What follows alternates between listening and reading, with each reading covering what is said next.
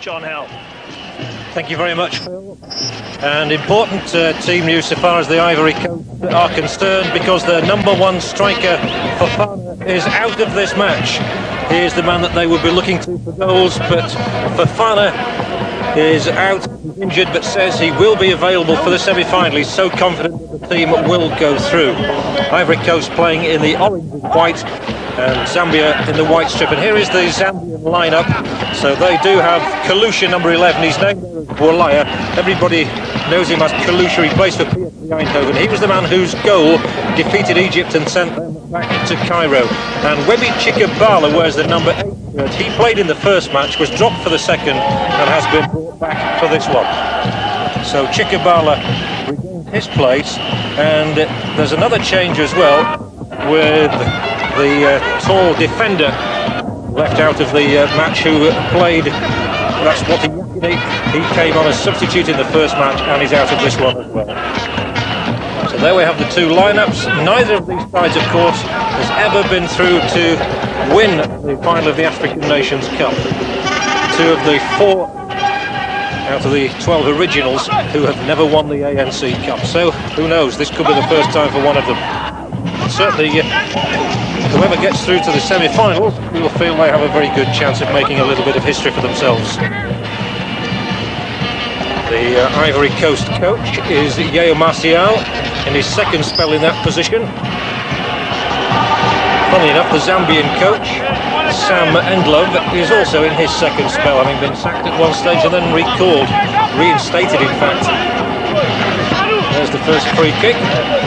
You can expect Ben Salah to be a marked man on the Ivory Coast side. He was brought down after 15 seconds of the first match, carried off on a stretcher. He was carried off on a stretcher again. There are true Traores in the Ivory Coast side. Moussa Traore has been brought in for this game, and Abdoulaye Traore is the better known of the two. He was the man who scored one of those goals against Algeria, and it's Ivory Coast straight away looking for a goal in the first minute, and the ball striking the Zambian upright, and Chibala never moved there, and that is certainly going to be interesting to see that again. A fraction away from the opening goal, Ivory Coast. What a start that would have been for them. David Pleat, let's have a look at this. Well, it's a really long throw, isn't it? And he's just got in between the two defenders there and had a quick header at goal. Obviously, we've seen some very long throwers in this, and it's so important to shield that near post area. But that could have been a really sensational start and put Zambia under tremendous pressure. Another look at it here. I think it was Traore who got in, and there was his header off the upright. Chibala could do nothing about it, and a very fortunate escape for Zambia at the outset. They now come themselves inside the Ivory Coast half. A livelier start certainly than we've seen to any of the previous matches, which David and I have covered in Group D. All of those games ended 1-0, and were pretty sterile affairs on pretty poor pitches. Now we've moved on to Dakar, where hopefully the surface will be more true.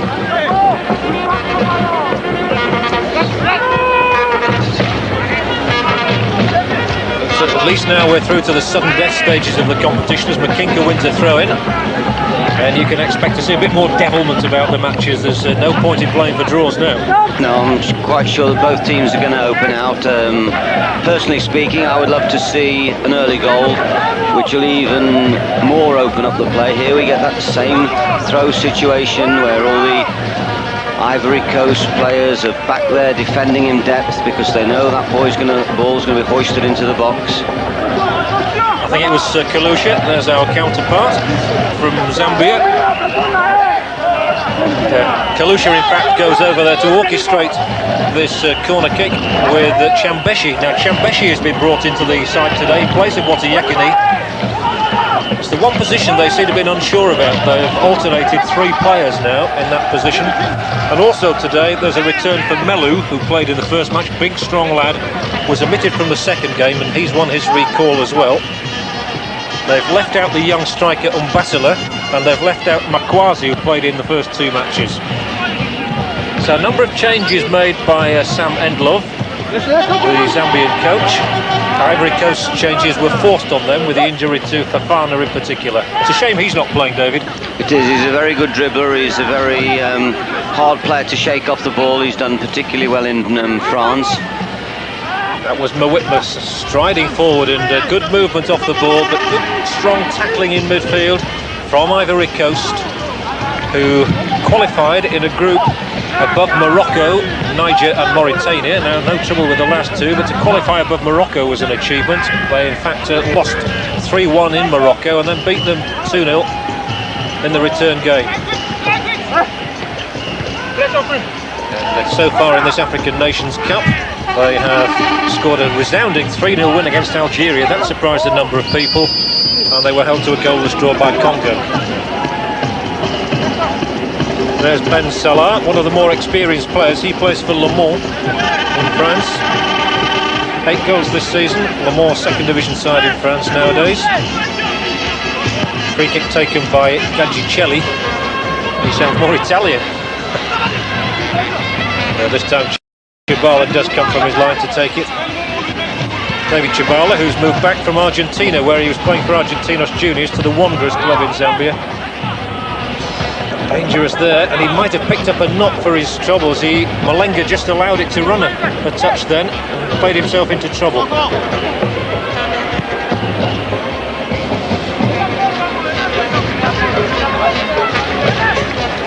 Ivory Coast then in the orange shirts, Zambia in the white shirts and orange shorts.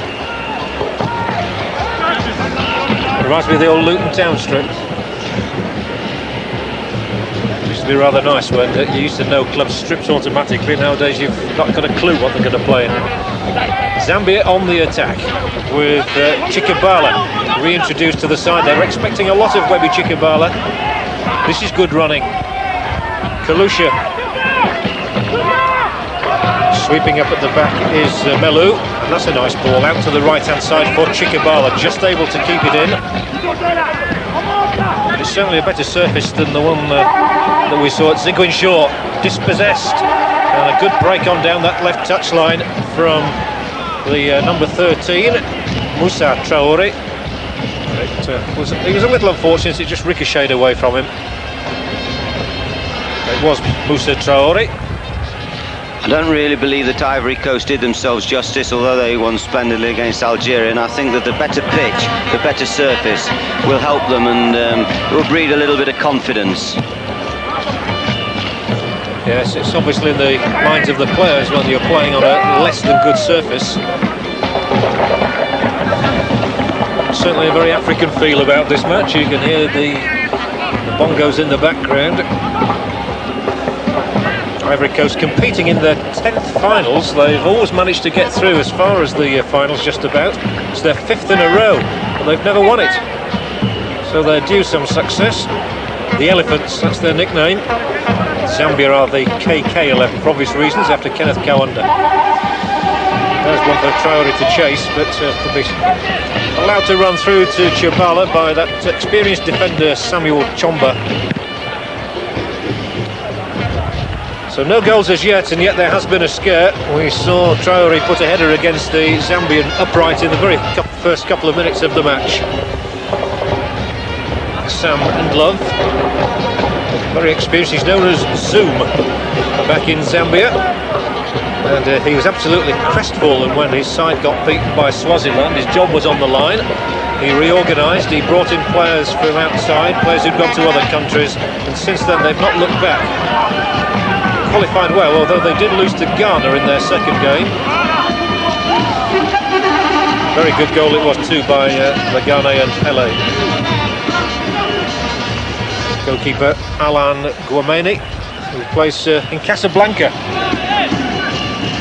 Good bowl out as well, direct, straight to the man. That's what he was looking for. Good passing so far. And this is Moussa Traoré. Certainly the surface would appear to be better, David, here. Absolutely, and both sides able to get the ball. You see, when it doesn't bounce so awkwardly, midfield players are encouraged to come and have it off the back 4 players. They're not frightened to turn and get hold of the ball, but when it's bobbling, it encourages them to bypass the midfield and hit the front people a little bit early. and of course that is foreign to these teams. They make the ball do the work, they play in warm countries, and they don't really play what we call a hard running game as compared with many English teams. That's to do with environment, that's to do with ground conditions. Here we will see a passing game, but of course so far we've been a little bit disappointed with their ability to pass man for man, but very impressed with this type of thing, dribbling. Absolutely excellent chance, and it was a lovely build-up, and the chance has not gone away yet, and the shot is struck wide. And it was struck by Traoré, Abdoulaye Traoré, who scored in the first match. He's still only 24. He was a bit of a wonder boy when he played in the African Nations Cup in 1986 at the age of 19, and that was a lovely build-up. It showed the dribbling skills. The goalkeeper Chabala stood his ground, but even then it might have produced the goal, this attack. He couldn't find the mark. Yeah, rather awry final shot, but a good break from a fine midfield dribble that set Traoré up. Good blocking by the goalkeeper. I think the early signs are that we'll see plenty of goalmouth action. Yes, it's the best game that you and I have seen so far, David, by a long chalk. There's the quick throw-in from Kalusha, asking Mwitma to do some running down the touchline. Good covering by Ben Salah. He got back well. That tackle is from Kwame Aka.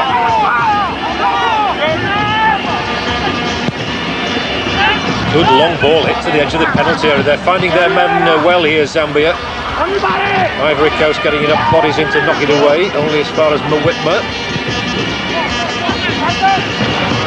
Still softening one another up, I suppose, is the expression at this stage a little bit. There's a nicely directed header from Kwame Aka back to his goalkeeper. Beautiful covering position, wasn't it? Just got in the perfect position to meet the diagonal and steer it back to his goalkeeper, making sure that no forward was able to get in that space in between and direct the header at goal. Good covering. McGee, twice involved in the move already. A lot expected of him, one of the young players who has featured well for Ivory Coast. They in fact came here to Senegal a year ago and won a tournament, so their confidence should be high on the strength of that. They beat Cameroon, Algeria and Senegal in their own country last year to win that tournament, really against the odds. So they're buoyant. This will be turned back by Sakana. He was playing for Brest in France, and the Brest club have had so many financial problems they've dropped out of the French league, so he hasn't even got a club at the moment. Yes, all the players there are available. There's been one or two good players at Brest over the last 2 or 3 seasons. The Yugoslav, particularly Monsieur Binic, who did so well for Partizan, Red Star. I remember the old Argentine defender Brown as well. He was at Brest. Correct. Oscar Brown, I think it was. Good movement again by Ivory Coast, edge of the penalty area. Here's a chance, and trying to thread it through, and still the ball hasn't gone away, and they're building up. They're willing to trade passes in and around the edge of the penalty area, but it was just a little bit too tight for them. Zambia able to work that ball away. As far as Derby Makinka, who's hoping to go and play in Turkey, I understand, after these African Nations Championships, and Makinka, edge of the area, and it just didn't go the right way for him. He's one who likes to get into attacking positions. He's scored some goals. He got a couple in the last World Cup qualifying rounds. Mwitma, nice build-up. Chomba again coming forward. He likes to do that from his sweeper role. It's an interesting pattern. That's a good ball too. Not a good final pass, however. This is where some of the African countries do tend to fall down on that final ball.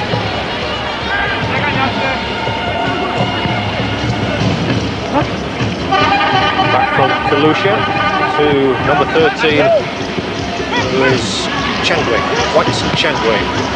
Across the field they go. They're willing to let them come at them. This is John Socko, the right back. The nice movement down that right-hand side, and this should be a corner kick, but the flag, I think, was raised on that far side. But even so, the referee has chosen to ignore that, and quite rightly. I couldn't see why it should have been. Zambia look very strong physically. They're a very tall side. They look a very powerful side. Ivory Coast slightly smaller in physique, particularly in the wide positions. Corner kick to be taken by Chambeshi. Weston Chambeshi then. Corner kick for Zambia, driven in. Melu was coming for it. They've knocked it out, and Ivory Coast should be able to break from this situation. But it's nice to see the skills on the ball more here, which we didn't have the benefit of in the previous matches at Sigmundshire because of the state of the pitch. There's a critical eye.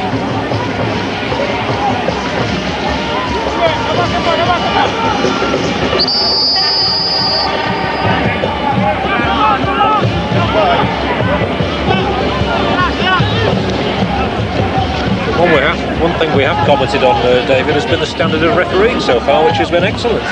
Yes, it's been quite good. I think there was certainly a loud call for a penalty in the Cameroon game that has just been played.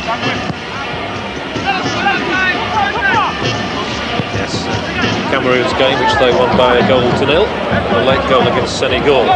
But here, these two countries are playing for the right to meet Cameroon in the semi-final. Cameroons who won so many friends around the world with their achievements in the last World Cup. Here goes Zambia's Makinka trying to win friends with a shot which ends up somewhere in the crowd and didn't impress anybody. That was a slightly optimistic shot. It looked as though he could have taken the ball on. He's a very powerful player. He's got nice square shoulders. You'll probably find him going as strong in the last 15 minutes of the game as he plays in the first 15 minutes. He's a very powerful player. And I would say at the moment that Zambia are just gaining a little bit of territorial advantage, and if they can get a nice little 1-2 going on the edge of the box, which they've tried on 1 or 2 occasions, if they can just get the benefits of that, I can see them getting a chance on goal. That's why I was ashamed that early chance didn't go in for Ivory Coast, because that really would have opened up the game. Absolutely. But it's still not a bad match, as Ivory Coast have this free kick to be taken by Serge Magui, who's come through the youth ranks in the national squad. Melu knocks it out.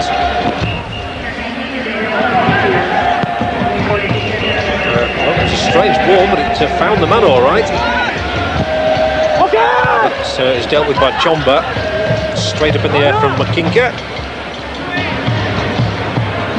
And nodded forward by Obu, who continues his run down the left flank and tries to swing a crossover, disappointingly behind from Aseni Obu, one of the ASEC players, and there are several of them in this Ivory Coast side. There are 5 in fact in this side who all play for the same club team, ASEC. Obu did very well on that little overlap there to get round the outside of Traore, and had it been a better cross, I'm sure that might be a way of trying to open up the Zambian defence. It was good forceful play. They have to have the confidence to come forward and support the front players from the back. There isn't the same fear of losing the ball as there was on the previous pitch that they played in when they played outside of Dakar. That's right, and of course the rules are different here. It's sudden death now. Whereas 1 or 2 of those matches you felt that teams would be quite happy to come away with draws. Here they can't do that. That's a good turn. Makinka once more, showing that strength David Bleak was talking about. And this man's quite strong too. Timothy Mwitma, good run by him and a good fending off tackle in 10 yards outside the penalty area. That was good work for Ivory Coast by Sekana. The man on the ball is Moussa Traore. He likes to have the ball at his foot as well. Ben Salah. 2 number 13s. It was unlucky for one of them. Watch the 17. McGee uses the ball very nice and early. Always is aware of what's happening around him. Just plays it 1 touch round the corner at times. Knows what he's about, has seen the picture. Number 17 of the Ivory Coast, McGee. Very young player, David. He's come to the fore in the last 12 months, apparently. Now it's Zambia's turn to attack with Kalusha. Coming up and lending his considerable aid is Samuel Chomba once more. Picking their men out with the passes, and they'll pick it up again here. Chomba allowing it to run through, and then it's lofted over the top of the defence, but there's an offside flag. Both sides willing to get on with things quickly. There's your friend McGee coming into it and playing it forward, and it comes out to Ben Salah. Down the touchline, lovely little turn here by Traore. This is the skillful player up front who might pose a few problems for the Zambian defence. Traore, who scored in that 3-0 victory against Algeria. Scored a very good goal too, as did Fofana. Bear in mind they're missing him. Oh, and a cracking shot and a good stop as well by Chabala, who might have seen that just a touch late, but it was a fine effort from Cassie Kouadio. Good strike with the left foot. That's going in the top corner, no question about that. He's been introduced to the side for his first appearance, Lucien Cassie Kouadio.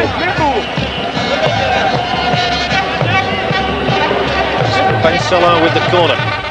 And more pressure coming in from the Ivory Coast. Let's have a look at that shot again. It's worth having a look at, David. Yeah, he really got some meat behind that ball, didn't he? Left foot, dipped the shade, excellent save, well covered, but nice to see them wanting to have a strike from outside the box. That's what they've come to see. They've not seen a lot of goals in the tournament so far. I'm sure that they would respond to a match which produces several. Molenga, survivor from the team in Algeria 2 years ago, which did rather nicely. And there's Makinka, swept off his feet that time. Again, they look to find that number 13, Traore.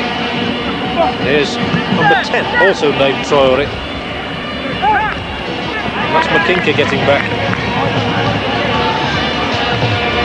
Ivory Coast playing some neat, tidy stuff, playing into feet, just being let down a little bit in the last 30 yards with their crossing. They've picked their heads up once or twice and knocked it deep into the box. But really they've got to try and pick people out, or else it's a giveaway ball. But they've done so well to get possession, they must keep it and work it all the way. Chomba. Molenga, this is Chomba.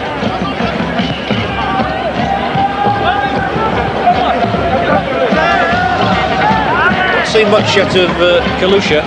Seems to be playing a different type of role in this match to the one we saw the very first game. He played wide on the left and caused a lot of problems, scored a goal. We've not seen as much of him in this game.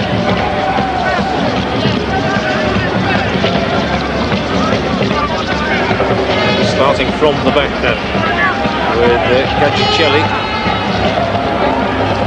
This is Sakana.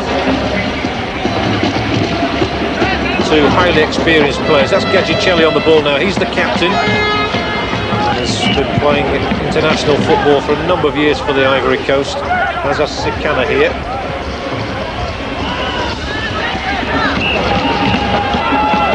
Wameni. Left back is Obu. The Ivory Coast playing at a very laid back, somewhat lazy, lacking pace. That's the fourth successive pass back to the goalkeeper, and what they're really saying is to Zambia, come and get it, come and leave some spaces for us to exploit, come and try and win it off us, we'll try and play around you. But of course Zambia, cat and mouse, early stages, they won't go. We're halfway through the first half in Dakar, and it's Ivory Coast 0, Zambia 0. And the man for Ivory Coast on the ball, Serge Magui. Down that touchline goes Ben Salah. Now he gets good crosses in, does Ben Salah. He might even score from this, and it's headed off the line by Molenga. Very good effort by Ben Salah. He created one of the goals in the opening game beautifully from a similar situation. I thought he was going to score himself then. It was a tremendous header by Molenga. It reminded me of a goal in an English Cup final in 1987 when the ball looped over the goalkeeper off a deflection. But that one really looked as though it was drifting over the goalkeeper there, and Molenga's done tremendously well. Here it comes again. It probably did take a deflection actually, which swerved it over Chabala.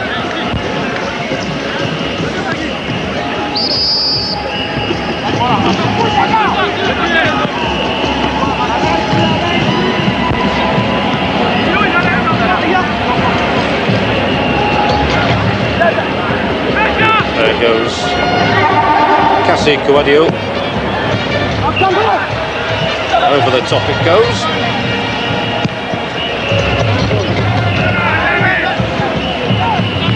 Certainly the pitch playing quite well in this one. Much flatter surface, and there's a little shimmy, and they've opened it up on this right side again for Akakuame, and a strike on goal, and a thunderous shot it was too, and the net would have been bursting if that one had gone in. Very good effort yet again from this man, Kasi Kouadio, who's had the two best shots. And fine play by my man McGee in the first place to set it up down the right-hand side there. There's the shot. Just didn't let the ball run across his body enough before he struck it. He wanted it to let it run a shade more, and then I'm sure he would have been jumping somersaults. But it was a good strike. It would give them confidence, and my early looks at this is saying that the Ivory Coast look as though they've got talented individuals. There it is, nice technique. He just needed it to go across his body a little bit. Hit it a shade too early, but what a nice build-up. Lovely build-up, and it's down this right-hand side that they're posing problems all of a sudden. We saw that run by Ben Salah, when a desperate clearance by Malenga retrieved the situation then. And again, it's all happening down the right. Makinka goes down the middle for Zambia. This is quite developing into quite a nice match now. It is. You've got the power of Zambia in the midfield with Makinka, and you've got the neat interplay of the Ivory Coast forwards. McGee, Traore, Gatticelli. It's a much more intriguing contest. The winners, I remind you, to go through to play Cameroon in the semi-final. Cameroon have been a little fortuitous to get through in many ways. They beat Senegal with a very, very late goal. Quite a strong wind we see there, Johnny. It's going across the pitch from left to right, and not easy conditions for the players, and therefore it's to their credit that they're trying to play the ball on the deck where it's meant to be played, this game of ours. Absolutely, the wind is I always think the worst element for footballers. I'm sure it is, but both sides coping quite well with it. It's easier for sides in a strong wind when they're playing the shorter game.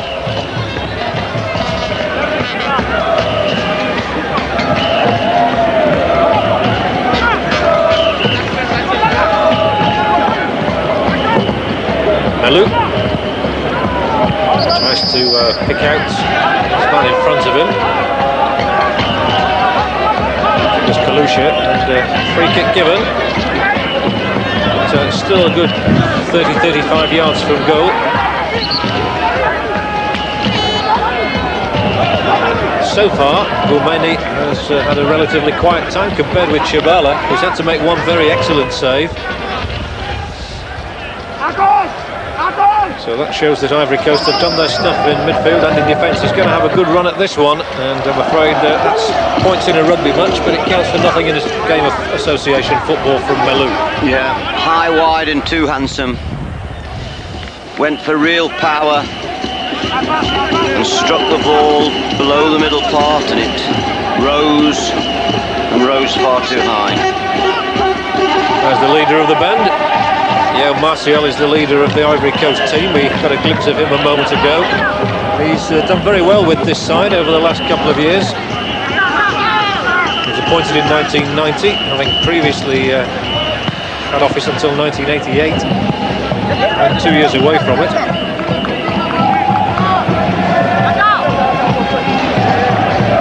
This is the throw-in from Aka.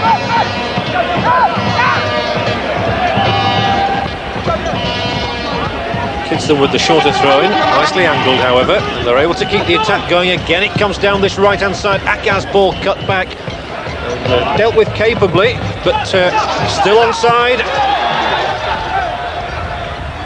Still that whistle not sounding. They were onside all the way through that move, so there were chances again, and Coast are creating chances. Now here does go Kalusha down the left touchline, cutting in field as well. Man coming up on the right-hand side, Makinka plays a good ball to him as well, the keeper off his line. There must be a good chance here. Chikabala knocks it back. Why didn't he head for goal? It doesn't matter, it's a score. No, it's not. It's gone behind. I thought that had gone in. From the angle, it just looks as though that ball was into the net. Really, what I couldn't understand about that was why Chikabala didn't head for goal from the position he was in. Yeah, I quite agree with you. Here we have another look at it here. And he must have just lost his bearings there. He heads it back. Maybe the angle was tighter than we initially thought. Here's the shot. Slightly wild, not composed enough. Soko, yeah. Disappointed he'll be. It was a good opportunity from a quick attack. Kalusha who started it off. Certainly from that angle he should have headed it towards the goal. When we see it from the other angle, it looks slightly tighter. That's right, isn't it strange? A game of football can look so different from different angles, and from the wider angle, yeah, by all means you thought, well, maybe he was fair enough, but when you see it from that angle, the net was gaping. Yeah. Here's this man McGee again. Now I've taken a fancy to him, John, straight away. He's pushing passes through, he's dominating the midfield, he's got lovely quick feet, he sees things, he plays it early. It looks to me as though he's got real talent. I'm going to enjoy watching him play. It's David Pleat talking about Serge McGee. So coverage of the African Nations Cup coming to you live and exclusively here on Screen Sport. It's Ivory Coast 0, Zambia 0, and a very attractive match. And here's another shot coming in from the Ivory Coast, and that one really thumped in by Dominique Sam. And he did hit this one. They can all hit the ball. Throws a lovely dummy there to get it inside on his right foot. Just once again, technique, hits it with the outside of his right foot and just lets the ball drift across him, and instead of that famous phrase that we use when we have shooting practices, laces. Nice, clean feel, laces. Makinka, edge of the penalty area, trying to work an opening. It's a very good match now, and he's done superbly there, and the bicycle kick carries it over the top. But how lovely it was to see Makinka use his brain, use his feet, and create an opening for Chikabala. Yeah, he had a double header there, eh? Double scissors. That's ingenious. That's clever. And maybe that's a bit unlucky. It would have been ironic if Chikabala had scored from that one, having had the opportunity of a clear header, which he spurned earlier, a couple of minutes before that. Well, I'm sure it'd be good for a quote in the morning. I only like taking the difficult chances. Yes, that's right. But it could prove costly. Our Ivory Coast look bright to me, and they could pick up the first goal if they keep playing like this. I think they're both looking bright at the moment. It's an entertaining match. Here now is Dominique Sam, the one who had the shot a few moments ago, playing it to Kasikuadio, who's had a couple of shots in this match, and there he is again, but the whistle sounding in favour of Ivory Coast. Free kick given.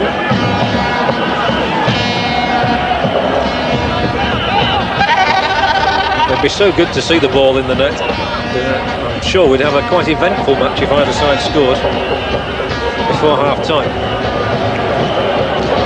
I think you'll see goals for sure, John. I've only got to look at the goal attempts so far. It's certainly trebled what we're seeing in most of the games so far. That might be another free kick. Well, you couldn't blame the Zambian, actually, I don't think, there, because the whistle had gone for the free kick to be taken. He took his own man by surprise, I thought, and Soko gets put needlessly, perhaps, and I think a little unfortunately. Well, it was quite a clever little free kick. Look, really clever. A real disguise there, and that's also clever, because if he just gets around Soko there, he's on for a shot at goal. I thought that the actual free kick was very clever disguise. He held his right hand up. It was the number 14 there, Kuadio, who put his hand up, and as he put his hand up, he made a deft little touch with the outside of his right foot. All that gesturing and dramatics, it's all part of the game. This time a more conventional free kick, and it ended up being struck straight at the wall. They all say in football that's one thing you mustn't do, is hit the wall. Not a bad ball again out to Kuadio, who's having a bit of an influence in this match. Ball floated in long, and he just couldn't get there. Moussa Traoré.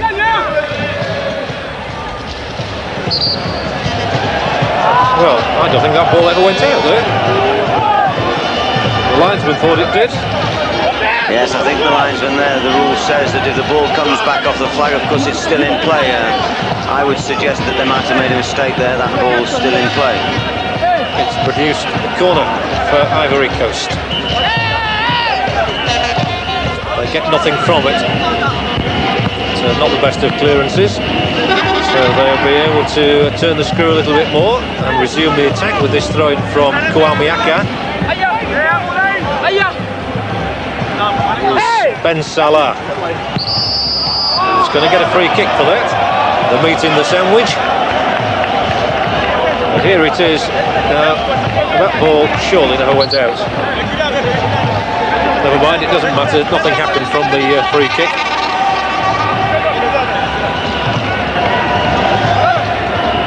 They have another one. And Kuadio is going to take this with his left foot. And the little chip surely too close to goalkeeper Chebala. Poor ball. Gave nobody a chance, did it really?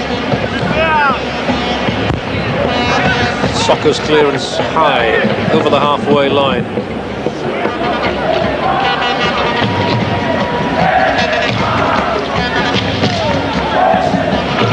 There's some quality football being played in this game. They make it look so effortless at times. It's very composed. Lots of room to play, lots of room in the midfield.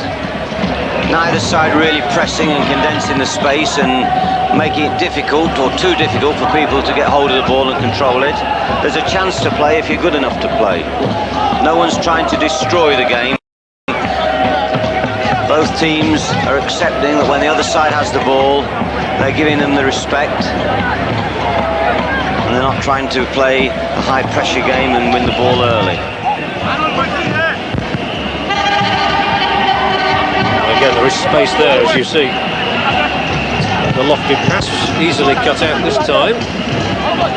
Could have been kept in play, but he chooses, does Changwe, to let it go out for the throw, and then receives the ball back again from Malenga. Crossfield it goes with Melu. Wasn't a bad pass, it just found him running away from it. He's playing a much more advanced position today, Chomba. Just kept in. Again, that incessant drumbeat. But you get that in these African Nations Cup ties. Win, lose, draw, no matter what the situation. That's nicely picked out. That was a lovely little ball, and what a delightful chip that is as well from Traore. Oh, delightful back heel, and the build-up there was superb. I think there's going to be offside given against Aka Kwame, but that was lovely. Yes, there's a bit of invention of the highest order, and certainly in the wide position I wouldn't have said there was an offside. In the middle there may have been an offside, but very unfortunate there, the Ivory Coast. They're showing some imagination around the box, they're passing it neatly, and I'm enjoying watching them play. Now it's our turn to watch Zambia come on attack with Chambeshi. Ball in field. Kinka. Not a good ball from him this time, but Zambia win it back. But no, they don't, because that's a free kick awarded for Ivory Coast. So they were unable to capitalise. The first time ball hit down here to this right side, and Traore is going to win a corner. He looks a striker, just the way he runs. Yes, he's got good movement. It was rather strange what he did there. He beat him on the outside, and then he looked as though he tried to nick it across the box with his left foot. I don't know if he's a contortionist, but it looked a right-footed ball. I'd love to see that one again. It looked as though he'd lost his angle, and somehow he tried to whip it in with his left foot, and his leg was going across his body. But he's won a corner. He has, which is, well, it's one that Chibala couldn't get to. Zambia strong again there. You saw the strength of Kalusha, which was crucial to him winning the ball. Then they come forward and break around that right touch line. Good movement as Soko picks it up and delivers the cross in, and the goalkeeper's made a mess of it, and Kalusha almost able to get in. Guameni, they say he can be exciting, flamboyant, you can call it what you will. I suppose that's summed up, means that he can also make a mess of things occasionally. He comes for this ball here. He's really got to claim that, and he makes a real hash of it. Unfortunately for him, they couldn't capitalise. Yes, I think he was more aware of the physical presence of the forward there than he should have been, because quite frankly, you know, the golden rule is to take the ball at the point that is most comfortable to you, not necessarily at the highest point, the point that is most comfortable to you. And it didn't seem to me as though he stretched, as though that was in his mind, as though he had to go too early and lost his balance. He waited, if anything, slightly late, but purely mishandled, and that gives the indication there may have been some fear there of the presence of the forward. Run out of it neatly by your friend McGee. He showed his strength there as well, didn't he? Just a little nudge and he made sure that he was right side of the ball. Yes, he wants the ball as much as possible because he can make them play. Sekana. Down here is Gadjicelli. But they must beware not to just overdo it a bit. He's going to have to put this ball out now, you see. And that was a bit slack. That was a bit lackadaisical, really, by Gadjicelli.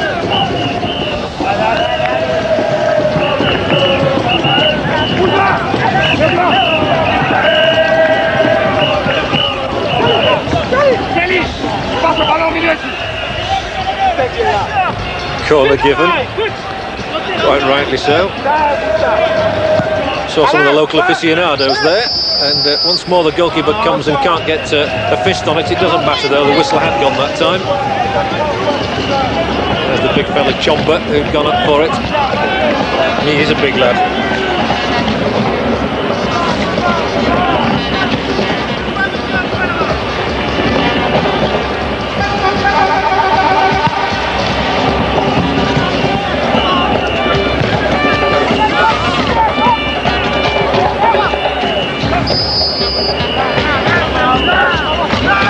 So we're coming close to half-time in the game here in Dakar, where it's Ivory Coast 0, Zambia 0, but behind that scoreline lies the story of a very good half, with plenty of chances created, especially by Ivory Coast. They've hit the upright as early as the first minute. They've rained shots in on goalkeeper Chibala from time to time. They've just not been able to find the net, but not for lack of trying. Zambia's turn to come forward.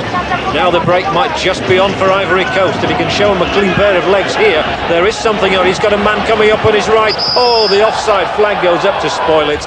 Otherwise, Abdoulaye Traoré might just have been in for that opening goal. The ball was laid well, but just looked offside.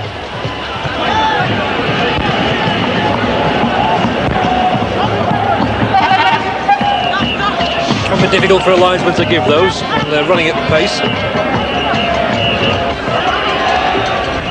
Great tackle, what a good tackle that was.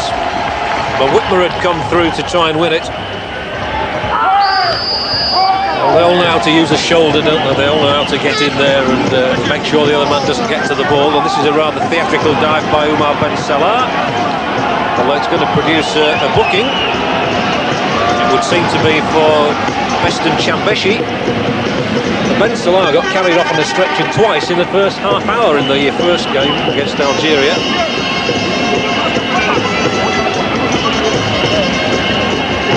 His knee would appear to be the target. Yellow card to Chambeshi.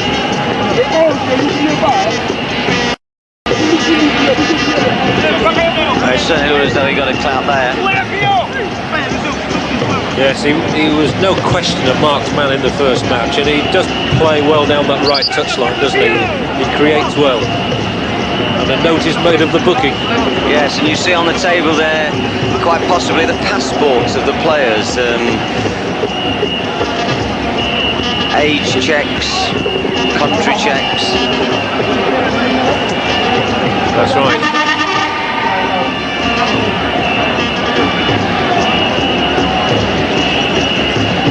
So Ben Salah down and out for the moment.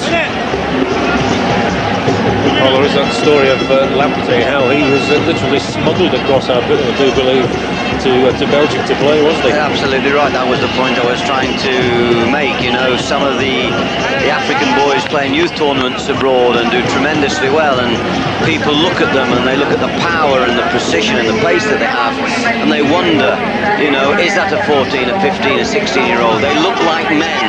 They're so powerful, and there's one in the First Division in England at the moment called Chris Bart-Williams at Sheffield Wednesday. He purports to be 17, I've no doubt he is. Yes. But all the lads say he's the oldest 17-year-old they have ever seen. yes, I mean, it's quite possible, and I can tell you another boy, the boy Roderick Thomas at Watford, played like a man at 14, and he's still a man. He's possibly 20 now, 21, and that strength and that power, with respect to Roderick, has been equalised now. He's against men, and that pace that got him so clearly past opponents at a younger age, and that power now has been neutralised. It's a shame.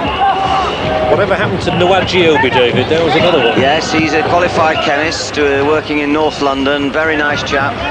Injury semi-finished him. He played for Nigeria, of course, Emeka Nwagiobi. He had several international caps for Nigeria.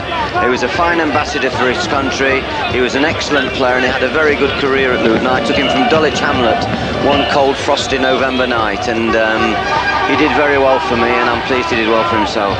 Nice player. We didn't comment there about Mwitma's shot. It was quite obviously soaring over the crossbar. And that brings us up to the full 45 minutes here in Dakar. But still they come looking just before half-time. Traore, he's a good turner. It's that low centre of gravity. And again, he did well, and he gets inside the penalty area as well. The ball is taken away from him. Good defending once more. Ooh, and that's not a good tackle. What they've got to do, Zambia, people like Soko, Chomba, Malenga, generally got in there, but Ivory Coast has certainly created more openings than any other side against them. Well, we're coming up to a minute and a half of injury time in this first half. Well, I thought that Makinka might have had a shot. Instead he finds Soko there. He's had one shot in this match, which was well off the target, and that's going to be a shot from Melu, which again will be way outside the right hand upright. But at least in this match we've seen shots coming in, something we didn't see in the other games. Yeah, it's been an intriguing first half, John. Ivory Coast had that effort against the post. There we see that shot rifling wide. Ivory Coast started off with that shock header against the post. Zambia took over the game a little bit with their strength, I thought. The midfield and Malenga, Makinka, Kalasha and Chomba moving forward. They were very strong. But then as the game wore on, we saw the skills and the clever passing and the brighter invention, I feel, of the Ivory Coast players, and I would say they can consider themselves slightly unfortunate to go in on equal terms. I think they might just deserve a lead. But going on equal terms they do. It's 0-0 in Dakar between Ivory Coast and Zambia. A highly enjoyable half, however. The best chances have been created by the Ivory Coast. Traore hit an upright and has had other chances as well, and there have been a couple of excellent shots from Kouadio. Zambia, on the other hand, have had attempts on goal. Neither has been able to find a way through. We'll have the whole of the second half for you live after this break here on Screen Sport. Just keep calm when it counts, then I'm sure we'll see goals. It's good experience for some of these young players as well to be playing on a bigger stage, and we've seen in the last few years how the African countries have come on. They've taken part in World Cup finals and they've not been overawed as they might well have been at one stage, but I remember we've seen the likes of Algeria, Tunisia, Morocco, who played against England, and Cameroon, of course, last time out, doing very, very well. Absolutely, and with three African nations in the American World Cup, we're going to see, I'm sure, some more players that are going to excite us, more fine individual players. I think the teamwork can improve of all the sides, but I do believe that they're very good individually, certainly in the dribbling and their pace. And it's good here on British on television, on Screen Sport, that you're able to have this opportunity of seeing these African Nations Cup matches for the first time. Free kick then for Zambia, nicely turned by Kalusha, but they'd spotted that, and it was Obu who turned it out. Could have been a nicely worked, well executed free kick, but Obu had spotted it. Yes, went to Little bit of cleverness there, trying to deceive the defence, looking for the left-footed in-swing and reversing the pass, quite subtle. There you get a shot of the stadium. Well, there is room if anybody wants to go. There's a late entrance. It's a good whack forward. Stand on any ceremony there. And it would be ironic if they were to get a goal from the long ball forward like that after some of the neat build-up we've seen. We were recommending the long ball game at times during some of the early matches when it needed a punt into the penalty area where a fortuitous bounce might have counted. But here on a better surface, we've seen both sides trying to play good football.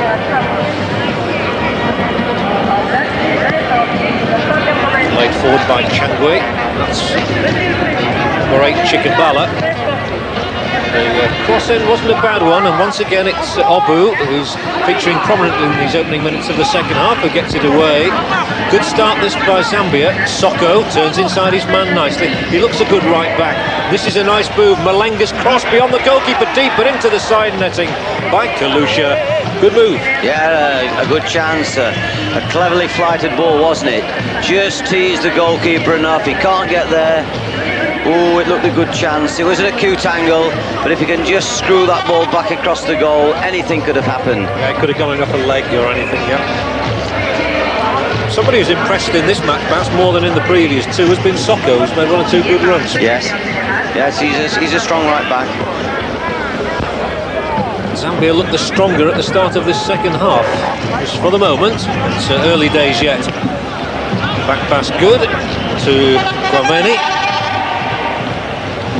Taken on by Ben Salah.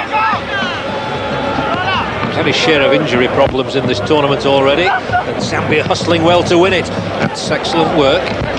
Cut out across on that far side. Throw-in to be taken by Moussa Traoré, not to be confused with Abdoulaye Traoré.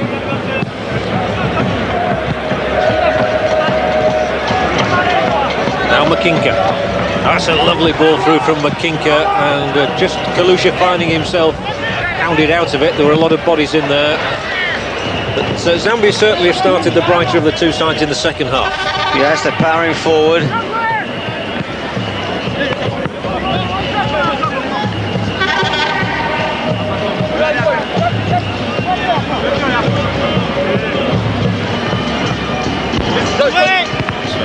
Pretty stern challenge from right back Soko, the one we were talking about a moment or two ago. He's in quickly whenever Traoré's in possession. He looks the one to me as though he might be a goal scorer, Traoré, and here he is now inside the penalty area, and a swirling ball across. The wind seems to have dropped, if anything. It's difficult to tell from this shot, but there was one shot early in the first half, David, where it looked very, very gusty indeed. Yeah. But they're coping well if they are, but here again goes Balusha. There's nobody inside the penalty area, but the wind doesn't appear to be a problem, does it? No, they're both coping, and there you can see by that shot in the corner actually that the fierce wind, the cross-field wind in the first half has died somewhat. There's Sam Ndlove, coach of Zambia. He would become a national hero automatically overnight if they were to win this championship for the very first time. But it's nice to see two countries like this coming through. Neither of them have ever won the African Nations Cup. You know, we tend to think of Egypt and Algeria and Morocco as the strong countries in Africa, but here are the Ivory Coast and Zambia seeking a semi-final spot.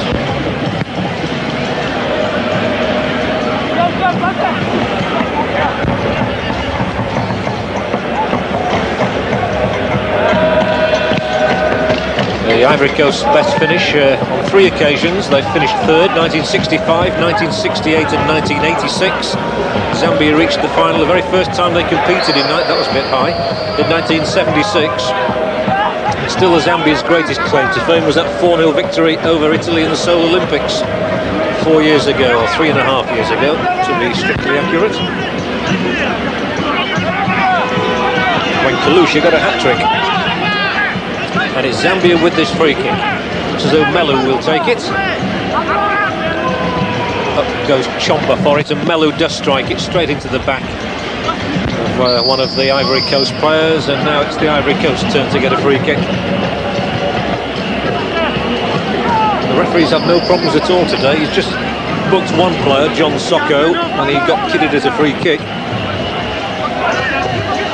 Otherwise, it's been cleanly fought. Yeah, I think there's been some fierce tackles. In earlier games we saw some badly mistimed tackles, but I have to say that the players, once the decision has been given, have competed in a very good vein, and there's been nothing but good sportsmanship throughout the tournament. This is Mwitma, inside Kalusha. Now they try and stroke the ball around. This is how they like to play. Deliberate build-up and then rapier-like thrust at the end of it. Socko comes into it and tends to come in feel like that. Works it onto his left foot this time, but once again the whistle gone. They're certainly trying to bring Socko into it down this right touchline. Yeah, and they're looking for crosses at the back post. There was just that question mark of the goalkeepers in the first half on the crosses. Yayo Martial is the coach of the Ivory Coast for the second time.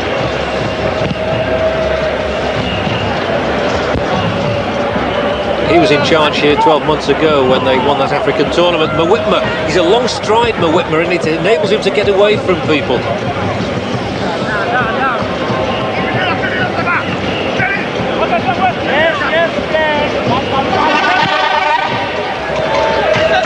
Mwitma staying out on the touchline this time as the cross comes over and is knocked out first time by Sakana. They're trying to get shots in on goal, and they've got a corner this time, Zambia. And Kalusha, the PSV Eindhoven man, wins that corner kick for his country.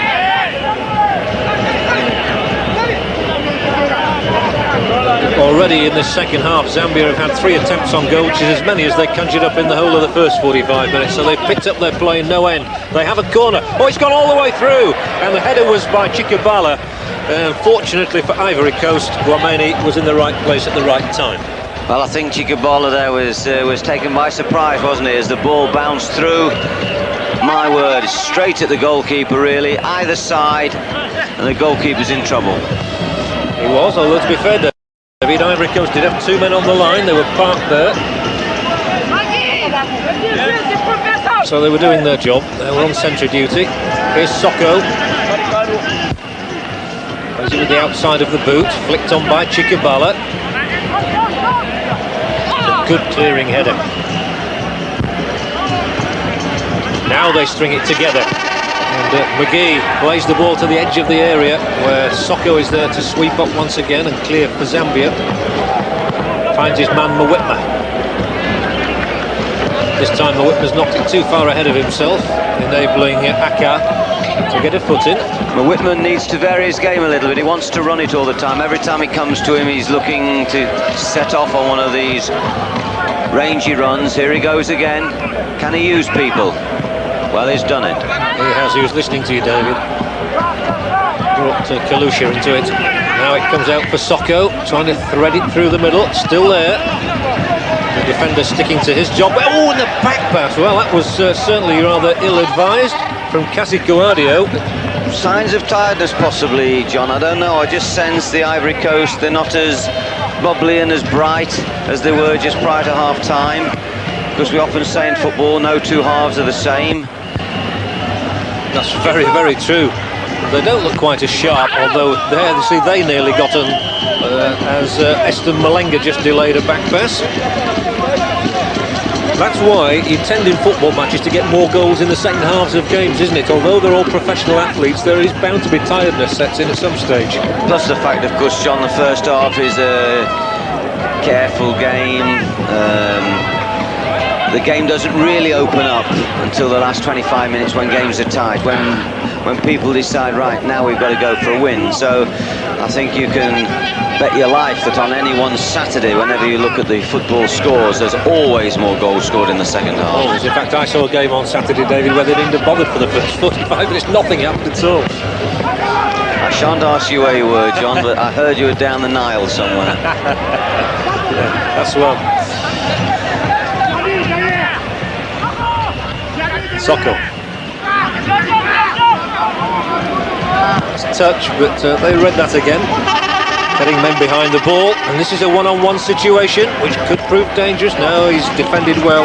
That was Mullen.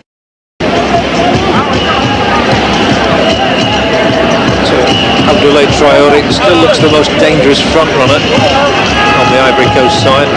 Most likely to do something is Ben Salah. Now Obu. Turned back by McGee to Obu again. Floated ball in, which Chambala takes all right. Wasn't much thought in that really though, in that cross. Melu. 12 minutes gone in the second half, and of course this is a sudden death situation here now, as McGee plays a lovely ball into the Ivory Coast penalty area, to the Zambia penalty area, and free kick already taken. There is McGee.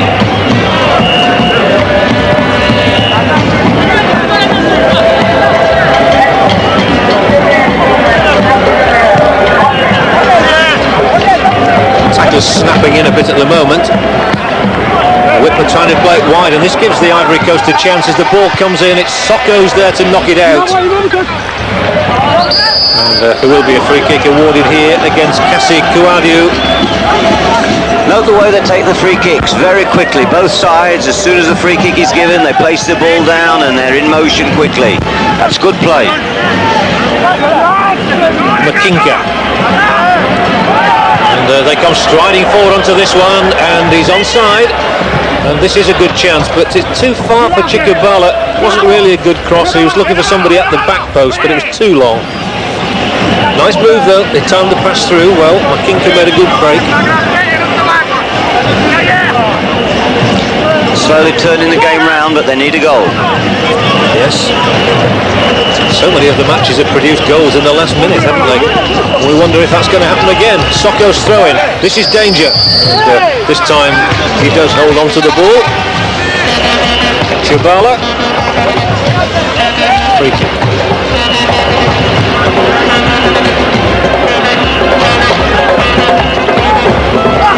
That will be another free kick for Ivory Coast, and against Samuel Chomba, who plays for the Kabwe Warriors side. Played all 5 matches in Algeria 2 years ago and has played all 3 here so far. And that free kick taken already. Couldn't get the combination together on the edge of the penalty area, so it allows Melu to sweep up. Now Kalusha coming deeper and deeper for the ball.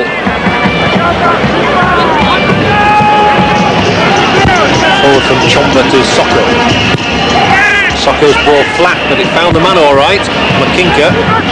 Now Kalusha. Got away from his man well. That was nice footwork, and then supplies, well, it was a nothing pass really. It was to nobody.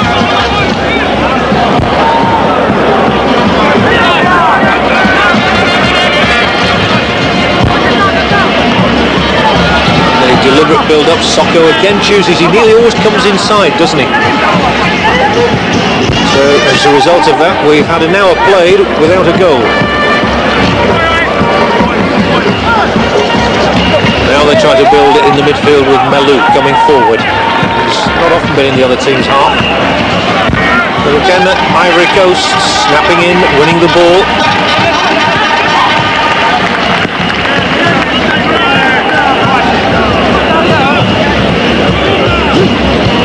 They've got a double view.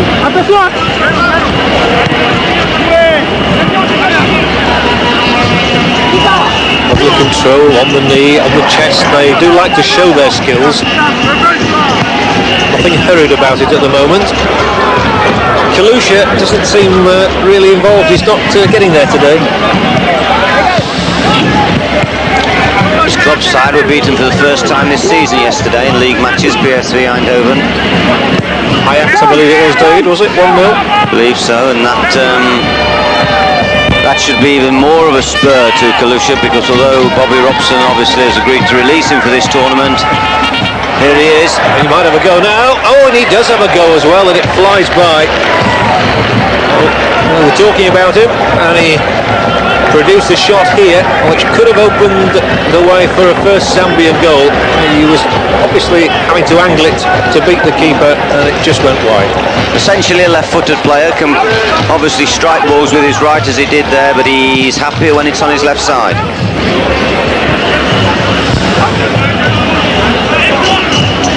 There's a good ball and a bit of space here as well. Turn by Traore, picked up by Kouadio. Just beginning to put it together again now, but the shot's not good enough, I'm afraid, from Gadjicelli. There's a nice little ball which opened it up down the left-hand side for Moussa Traore, though. Yes, he looked to play it in the box, but he probably didn't have enough support. The Ivory Coast haven't got forward as well in numbers as they did in the first half. That's a fine run. Chambeshi. Whistle sounded, as you heard. Might almost have got an advantage from that, but instead the free kick taken, and Makinka loses out. The break on once more down the middle. Here's Traore. Points in the way. Here's McGee. Abu. Attempt to slow it down again. That's a better ball. To be chased by McGee. Cuts it back right outside the penalty area. It wasn't a bad ball as it turned out. Ben Salah will try and get past Mwitma, and the referee this time says that that's no free kick. Just beginning to pick their game up again, Ivory Coast. Having gone through a rather iffy spell at the beginning of the half.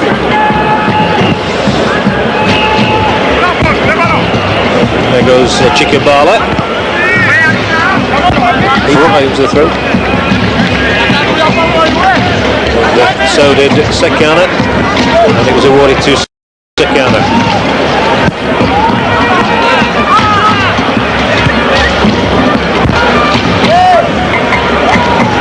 Kalusha just does enough to retain possession, and then it's rather given away to Gadjicelli. And a scrap for it at the moment. Mwitma emerges from it all. Melu. I've seen the ball played along the ground much more in this game. And it's chipped up towards the edge of the penalty area. Not very far away, only as far as Chomba, this big rangy player who goes on looking for the 1-2, edge of the area. Zambia using their strength to retain possession. Now again the break might just be on, but for the covering defender who comes over, Malenga's done very well today, looking after Traore. Yes, very well indeed. He's a good marker. He breaks into midfield occasionally. He's very strong.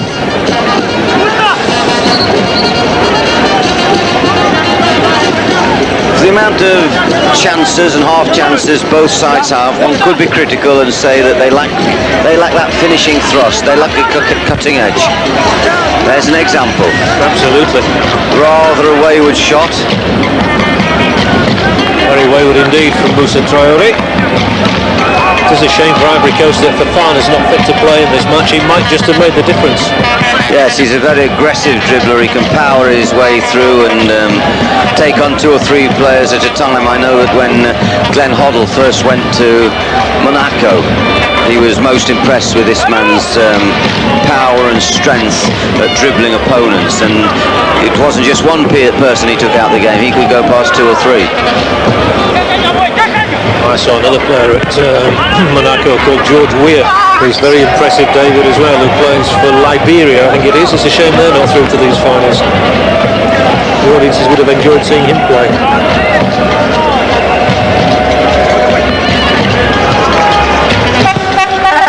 Free kick given here. Charge on Mwitma. Clumsy. Almost went down like a rugby winger then, didn't he? Zambia still trying to apply the pressure, but the shots no meaning almost. They're not forcing the goalkeeper to make saves, and the substitute there is Mabasala. It is Gibby Mabasala and not Biggie Mabasala, as has been printed on a number of programmes. You were telling me that Gibby is really an Irish name. I always believed it was, but hopefully he comes on and he can give us a goal. Well, he created a goal, in a sense, for Kulusha the first match, didn't he? That's right. Is it Chambeshi that's gone off, is it? Yes.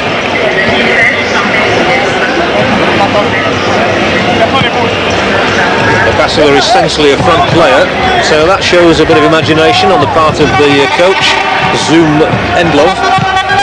Still going looking for a win. They've got to do, of course. Whoever wins this one goes through to play Cameroon in the semi-finals. Mwitma. That's gone out, I would have thought.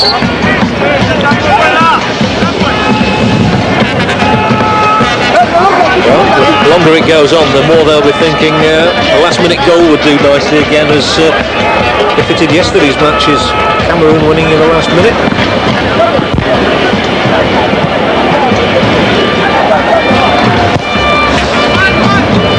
One hopes they don't quite do a penalty situation, however, like some accused Red Star Belgrade of doing in the European Cup final last year.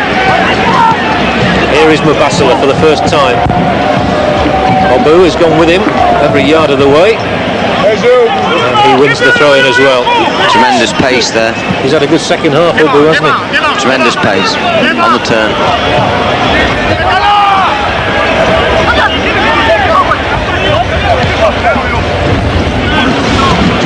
Not quite as many chances being created at the moment as were in the first half. Chomba keen enough to lay it back for Malu. That's Chomba being hustled out of it. So Zambia are strong again and get the foot in to feed Mabasala. Down this line. Oh, there's Mabasala as well inside the penalty area this time. The covering work done by Sekana, but it will be a corner, which Mabasala as well. He's the current footballer of the year in his country, so he comes with good pedigree. He looks very young to be a footballer of the year.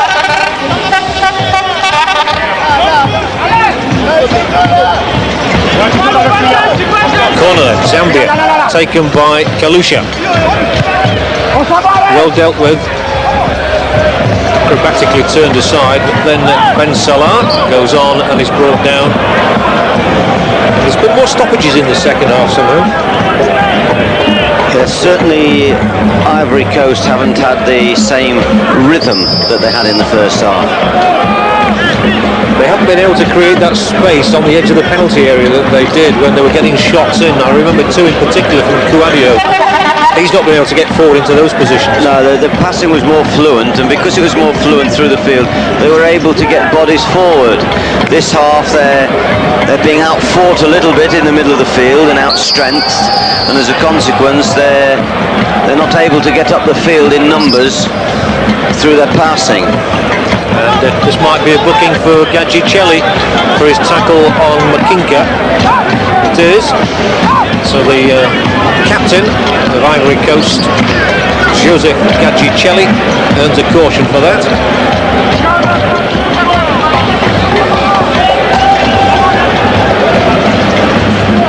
Been a highly competitive game, as you would expect of any quarter-final match, but it really does need a goal at the moment. How many times have we said that?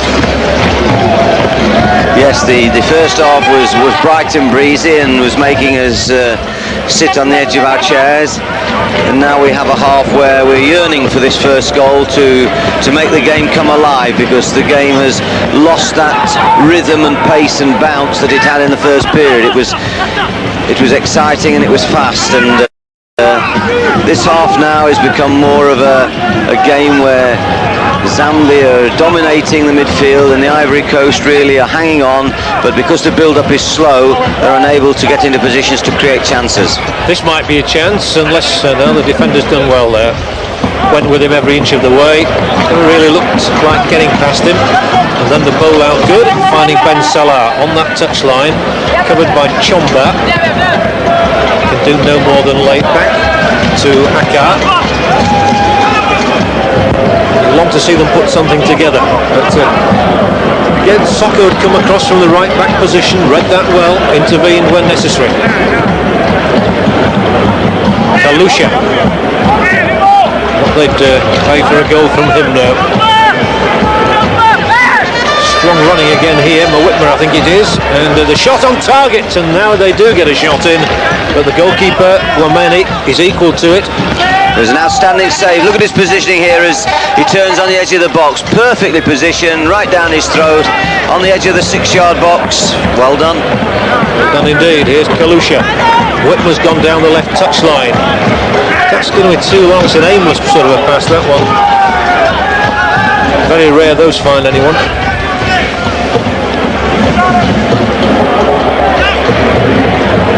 Ivory Coast 0, Zambia 0 in Dakar for the right to play Cameroon in the semi-final of the African Nations Cup. Confirmation of that scoreline midway through the second half.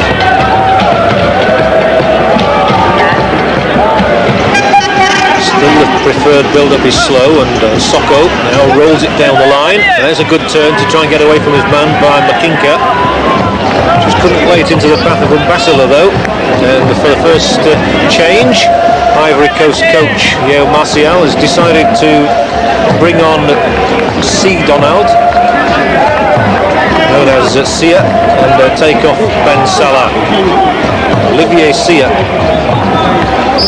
Ben Salah's worked very hard, but he always seems to me to have been caught in possession in a challenge, and he's either fighting to gain free kicks or fighting to win free kicks. He's a player who, unlike my friend Mr. McGee on the right of midfield, doesn't play the ball off early enough, and he's often got caught in possession.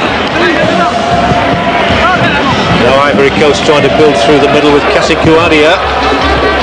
Did well to beat away the challenge. Then it comes down this right touchline to Aka. And again you saw the linesman's flag going up on that far side. This player who's come on, Sia, very interesting, another youngster. He's only 20 years of age, has come through the youth team, impressed at that level. And, the coach has clearly decided now is the time to throw him in at this level. Chomba, when he strides forward, he looks menacing. And here he is once more, Chomba. He's onside as well. Just delayed a fraction too long, otherwise he might have got the crossover. Seem to have the power to forge on, something that Ivory Coast haven't got at the moment, have they? That's right, John. I'm just looking at the midfield combination there of Malenga when he forges forward. He's got real power there, and Makinka, they've just got a little bit more strength. Here we go again, a chance, a very good chance. And Mbasila, it's cut out by the right back again. Aka got in the way. It was Kalusha who had the effort. They're getting on top at the moment. Gibby almost trying to thread it through was Darby Makinka. They are definitely getting on top. Melu. This is a good phase for Zambia. But they've got to create an opening inside the penalty area. Here's Kalusha, turns his man. Good tackle. They had two of them there. He was trying to turn his man, but that was excellent defending. There was a lovely ball played into the box. Hit me on the chest, he shouted, and there it came. And as he turned, he was tumbled to the ground. No penalty, of course, but good play, and the crowd appreciating that good play there. They were responding to that sequence of successive passes. We were stressing what a good spell it is for Zambia this, and if they can just get shots in at the moment, they will put Ivory Coast under a lot of pressure. It would be a terrific time to score a goal now. There isn't a bad time to score a goal. No, there's never a bad time, but they're just now emphasising the fact that they are more powerful.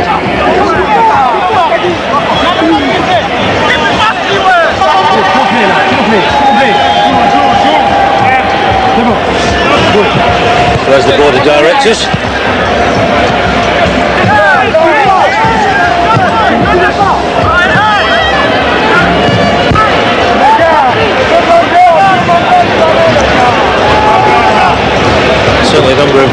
have become very rich men for coaching football teams out in the Gulf and in Persia and places like that. And one or two English managers have gone, of course, particularly to Egypt to manage. You mentioned Richie Barker the other day, David. He was one.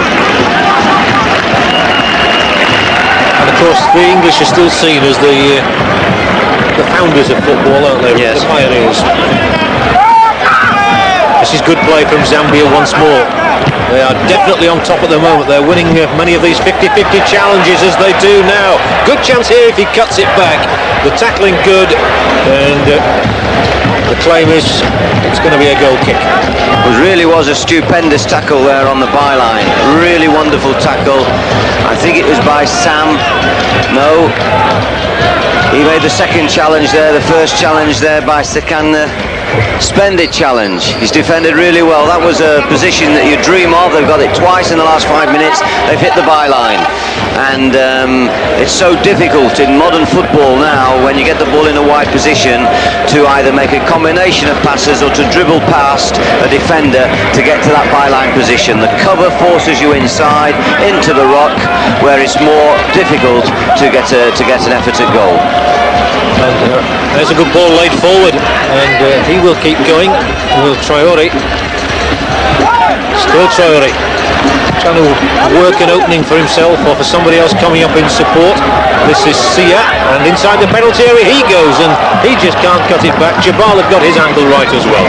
Well, the reasons for that, David, and if of course you'll excuse me for saying this, latter day fullbacks were perhaps not so quick as the fellas are nowadays. They recover so well, as we saw a few moments ago with Abu. Yeah, that's right, John, but once again the coach will be writing on his pad, final ball. Oh, what a chance this one is. Mbasala, he can win it here, and Mbasala lifts his shot over the top of the Ivory Coast crossbar, and that was a very good opening. And he'll be ripping up his pad and writing again on his pad, final ball. They cannot just compose themselves when that final shot needs to be hit clinically. Here's a chance to go in even closer, to hit the ball across the face of the goalkeeper, low and hard, and someone else coming in the other side then has a chance. But that's wild. It's awesome, it's powerful, but it's wild. And I always like to see a striker at least hitting the target from that sort of an angle. Okay, the keeper might parry it, but somebody else might follow in and score. You should hit the target. Well, you've got to get your head down to hit the target. That's the first thing. And you've got to get right on top of the ball, and you've got to get your toe down, and you've got to have a short last stride. And at this moment in time, I would be fiercely critical of the finishing. Yes, absolutely right. It's a chance for Ivory Coast to show us their prowess on finishing now, but that man Melu, he's a big strong individual, is this, and he's the one who gets back to deprive them. It starts things going again with Chomba.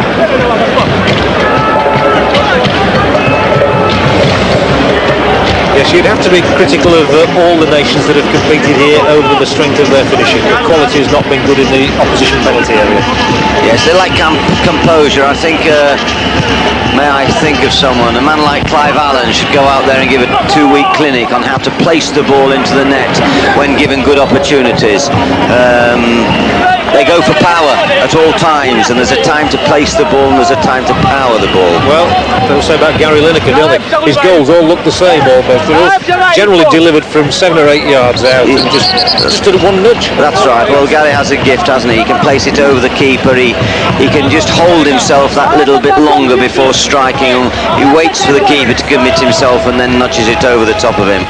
But of course, the Linekers and the Allens, many years, a long apprenticeship at a league club, then several clubs later, hundreds of games later, they are the finished product because they have served their apprenticeship in the longest and in the fiercest and most difficult league in the world. And with respect to some of the players playing here, they're the best players in their country, but they haven't had the European experience. They haven't played around the world yet as much, and their club football week in, week out isn't at such a standard.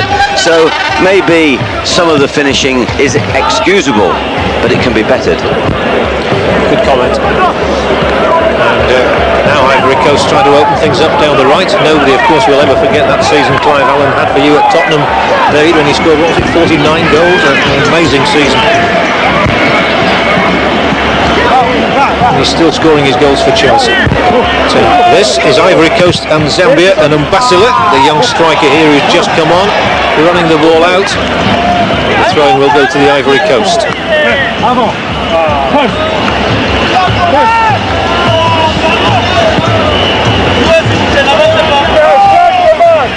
And again, we've got to reflect on the lack of Fofana in this match. It might just have made the difference to Ivory Coast. And that ricochet really favoured them. Kalusha, he's got a man coming up on his left-hand side. This is a very good chance. The chip just over the top, but they are creating the chances now, Zambia. They're not taking them for the moment, but it might only need one to go in. Yes, I would imagine a shot count now would be fairly equal over the 90 minutes, and we normally say that if you get 14 attempts at goal, you know, you should be in for a couple of goals. The statistical minded would say you must have 7 attempts to get a goal. Well, I would suggest now that we're probably on something like 21 attempts between both sides in the game, and we haven't had our 3 goals. We haven't, but we're still hoping and praying, and Zambia is still looking strong. Chomba too strong on this occasion.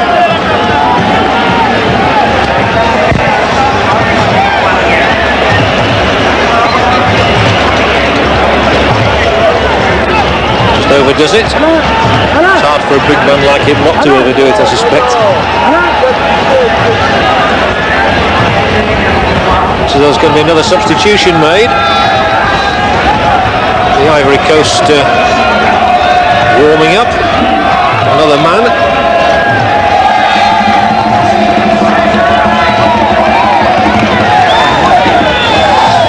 It's Gadjicelli, the captain.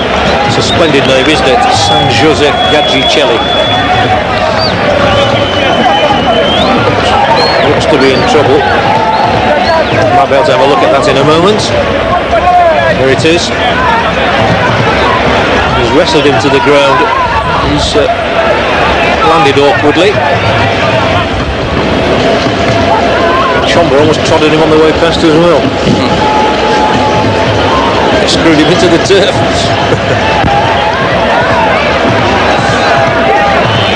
It is a very physically demanding game, is football these days, no question about that. Because they're such athletes, there's a great emphasis placed on that, but people forget that it's a very physical game as well, and these are big fellows. They're very powerful players.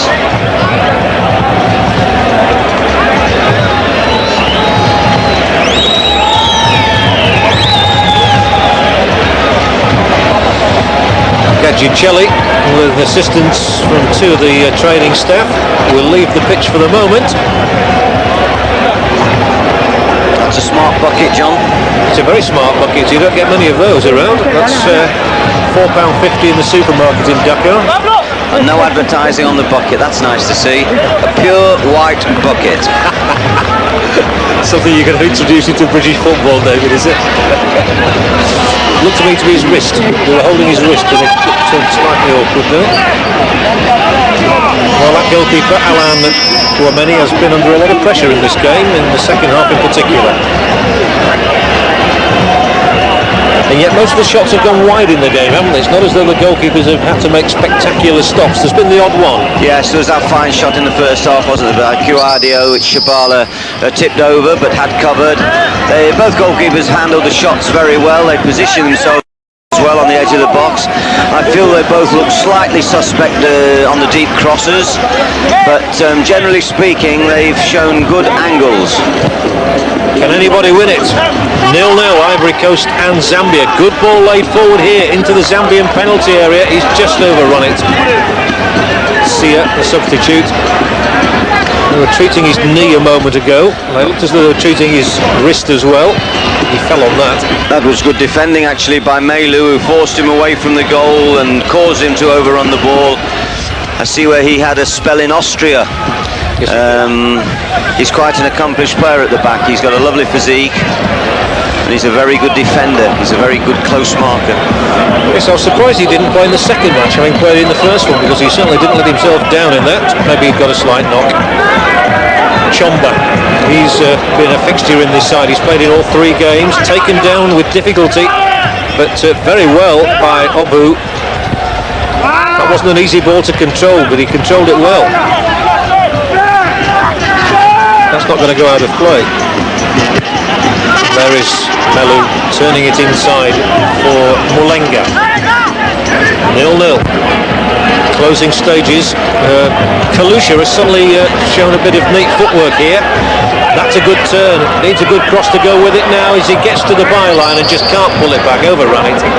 Kalusha's played one or two nice balls outside of him in the last few minutes. Yes, he's tucked in one, hasn't he? And they've been attacking down from the left back side there.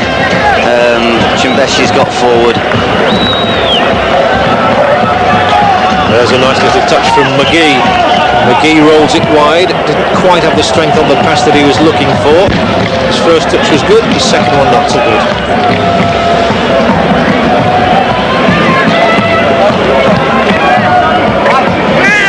We've said it before, but although there have been no goals in this match, it's been certainly one of the more entertaining games. Well, the first half was really refreshing. The second half hasn't been quite as good technically. Kalusha again gets it through Basila. There's a good ball in. Chow, and it's over the top again. They just can't round it off. That was Darby McKinker who got into the penalty area and hoisted the shot. I've only seen you play once, John, but I think you could finish better. You've seen me play, David. That's a miracle. Most folks said I'd never play. He certainly pulled it down well. It was clever, really, to think of the lob, but he got it wrong and lifted it too high. On those little volleys, you have to wait to the lowest point of the ball. If you hit the ball just too high on the upswing, then it's going to drift over and loop too high. It was a great chance and it was good, incisive play. And whereas we felt in the first half the Ivory Coast was somewhat unfortunate to go through to half-time level, then I would say at this moment in time the reverse is true in this half. Yes, I think if you're putting your money on anybody at the moment to win it, it would have to be Zambia. The yellow card here, I think it might be for time wasting. It looks as though it's been shown to Sekana. Yabi Sekana. It could be for dissent, actually, John. I noticed earlier on when they had a good bout of interpassing the Ivory Coast, he was really admonishing his colleagues fiercely. He looks a winner. He's a very strong player. He's an experienced player. Yes, he is. Chikabala's gone off and Matete is on. Zambian change then. And an Ivory Coast attack down the left with Traore. And Soko easily putting that ball out of play. And we've certainly not seen as much of the Ivory Coast attack in the second half as we did in the first. He's had a good match, Soko. Got good stamina, these fellows. The throw-in for Ivory Coast is in a good position. McGee will take it. Anxious moments for Chibala on his line. There's McGee's throw. Chibala coming for it. Oh, and he doesn't get there, and he could have perished at that moment. Oh, and a stop on the line. It simply is not going to go in today. And a free kick given for Zambia, but the goalkeeper Chibala didn't get there and should have been punished. He looked very nervous as the throw was taken. There was this lovely shot of him in the goal mouth. He looked as though he was worried about what's going on back home. He completely misjudged the ball. And here we have a chance. Look at that. My word, he can't wait to get onto it quick enough, but he sidesputs it straight onto the defender on the line. Dear, dear me. What chances have been missed in this game.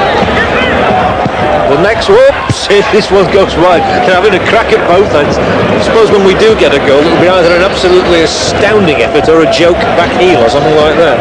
Well, I think the one certainty is, John, that if it goes to penalties, they'll probably score 6 each out of 6. Certainly nobody's looked like hitting the net in 90 minutes from that sense. Gagicelli will not return and Lignon takes his place.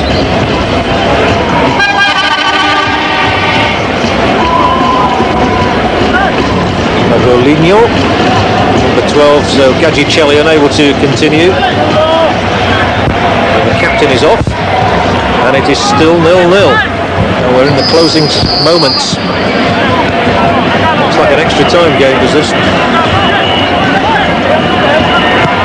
And penalties. Who knows? could be 4-4 after extra time. Games do change, as you made the point earlier. Rarely are two halves the same, and that happens once you get into an extra time situation as well. Yeah, sure. I mean, at this moment, you can't really say that the goal efforts have come as a result of one team being caught up the field attacking. It's not as though one team's been caught on the counter. Awful throw out, or at least it wasn't read by any of his own team, and that's given Kalusha the chance to lift another cross in. Well, they're defending rather tentatively at the moment, and we've gone into injury time at 0-0.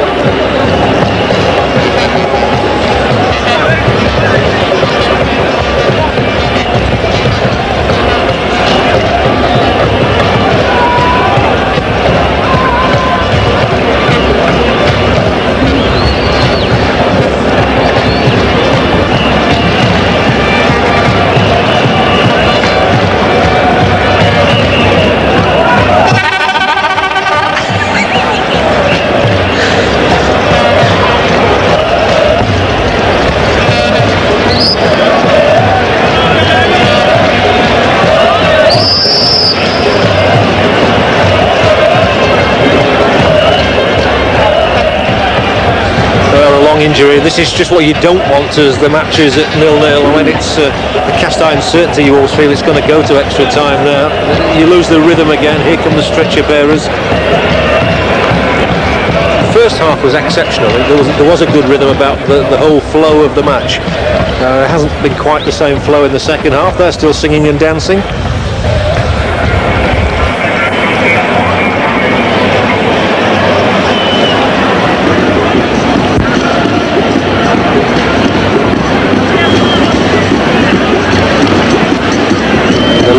Long stoppage at this moment, but my money, David, will be on extra time, I think, now. Yes, it certainly looks like it. Both sets of players will rue missed chances. They forced the issue. They've got into some good positions, and really there'll be a few wounds self-inflicted going into extra time. The game should not have gone into extra time. No, it shouldn't, and for once the stretcher bearers were required when they got out there.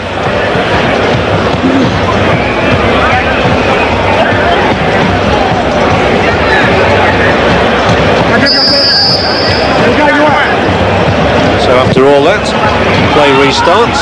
They will think there'll be a final whistle any minute now. A long blast on it. Of course, the time has to be added on by the referee. But we've had 3.5 minutes of time added on already, and it's still 0-0. What if they were to score now? There would be some jubilation in the Ivory Coast and in the capital of Yamoussoukro. Coming up to 4 minutes of time added on. And it really would be cruel now if either side were to lose it. Because Ivory Coast were the better side in the first half. Zambia have undoubtedly been the stronger in the second half. Which is going to make it a fascinating extra 30 minutes, really, as to which one assumes the supremacy. Yes, I think that the Ivory Coast, who played some delightful football, ran out of steam, certainly midway through the second half, and the Zambian power in midfield took over, and that's it. We do have another 30 minutes. It ends at 0-0 between Ivory Coast and Zambia. We're about ready for extra time. Ivory Coast and Zambia for a place in the semi-finals. We're underway in the first period of extra time, and your match commentary continues with David Pleat and John Hill.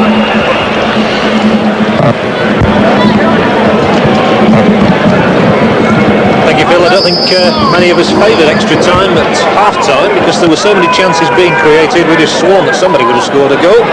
But as David Pleat has commented on a number of occasions in this match, if there is a fault at all in African football, it is in finishing. Standard has been poor. Having said that, somebody's going to whack the ball into the net from 25 yards here. Well, it will be the 31st effort on goal, John, and that's the statistic you're looking at. They've had 30 efforts so far, which has failed to produce a goal. Kalusha is 11. He hits the shot over the top, and we've seen it so many times.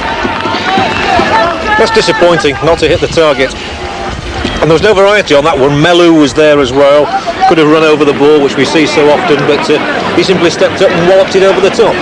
Yes, I have to say that it's I mean, if you look at coaching principles there, you don't lean back, you get your head over the ball, you get your knee over the ball, and you go for laces, and if you get a nice clean strike, you keep the ball down. Your last stride's a short stride, not a long stride. If it's a short stride, you can't get the leverage to get the ball high. It was something we were always taught at school, Dave. You pointed the toe down at the ball as well. They don't seem to do that, do they? That's just the new boots they wear nowadays. I think they go for glory, and they go to try and hit so much power into the ball. They try and knock the case off the ball. And we all know that the greatest shooters, the power shooters, the Bobby Charltons, the Arthur Rowleys, the ones that went for real power, they hit it cleanly, sweetly. Cross. Oh, and there might be a chance. No, it was a miss kick, and a bad miss kick, and well, that would have been extraordinary. If they'd have scored from that, that would have summed it all up. Do we count that 32 goal attempts, John, or are we going to say that that was fortuitous effort? I think it was a cannon. It was more like a snooker shot, wasn't it, really? It was an effort, but as you say, fortuitous is the word. Zambia again showing their strength.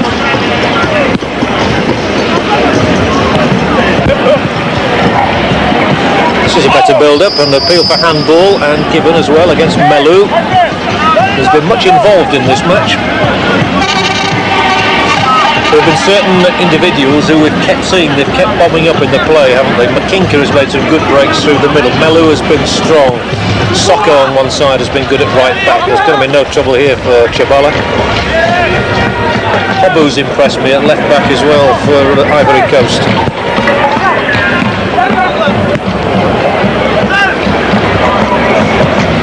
That's Kouadio's ball.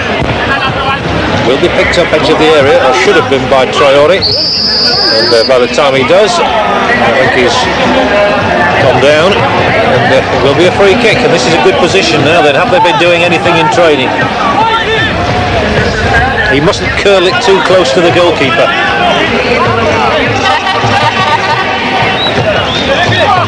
A reminder, of course, if the scores are still 0-0 after extra time, we will go into a penalty shootout.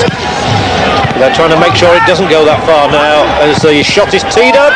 It's there, it's in at long last. It took the deflection, but the celebrations are led by Traore. And Abdoulaye Traore will claim, I'm sure, his second goal of this African Nations Cup. It took a wicked deflection. Chabala could do nothing at all about it, and the Ivory Coast are celebrating at last. From a free kick by McGee, the ball not cleared. And when this comes, there's a nice clean strike, took a deflection, and isn't that ironic, or isn't that almost not surprising, that the first goal should come from a deflection after all the scruffy shooting?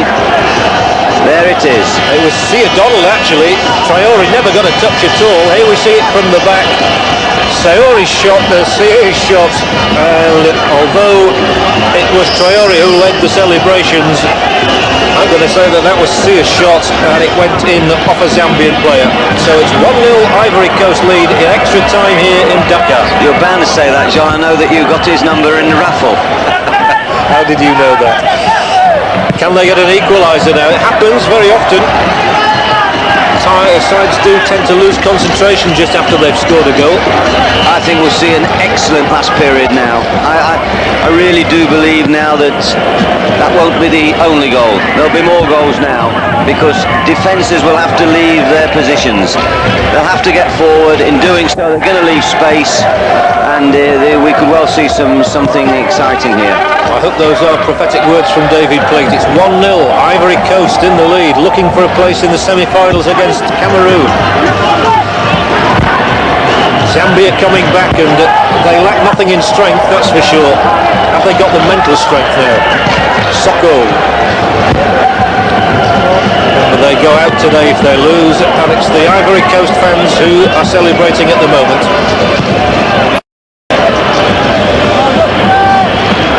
It's their fourth goal of these championships, having beaten Algeria by 3 goals to 0 and drawn with the Congo 0-0. And Chabala. So yet again we have an Ivory Coast player on the ground. I don't think Zambia will put the ball out of play while he's down there. Lobbed into space. Taken down by Mbasila. Now it's Melu. The build-up neat down the right. Soko's ball in. And put out of play. And he's prevented it going for a corner as well. There's the substitute for the Ivory Coast, Lignon. And that is good refereeing, John. You know, he hasn't stopped the game. He's made the game keep flowing. And the Ivory Coast defender that went down injured eventually realised he wasn't going to go and blow, and he staggered to his feet, and he's now back in the action, and the spectators haven't lost a minute at a time. I think he's done well, this referee. He's done very well. He's booked a couple of players, but generally he's had good control over the match. And to be fair, the players have helped him as well.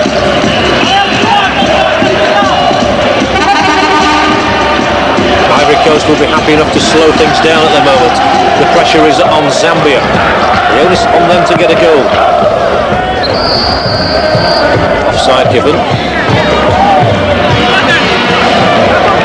How often do we see a goal that separates sides that comes like that? A strike which might not have even been going in, we don't know, but it certainly clipped a heel, didn't it? And that completely fooled Chibala.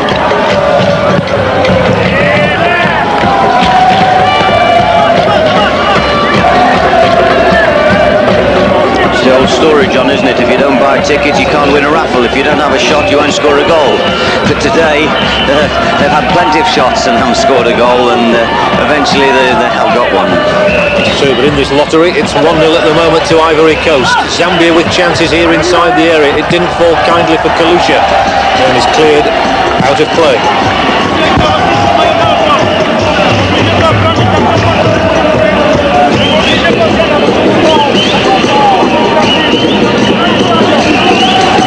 We do apologise to those viewers who were looking forward to the NHL action, but for the moment obviously we have to stay with this quarter-final of the African Nations Cup between Ivory Coast and Zambia, which has got into extra time and which now Ivory Coast lead by a goal to nil. That NH action will be brought to you at a later date.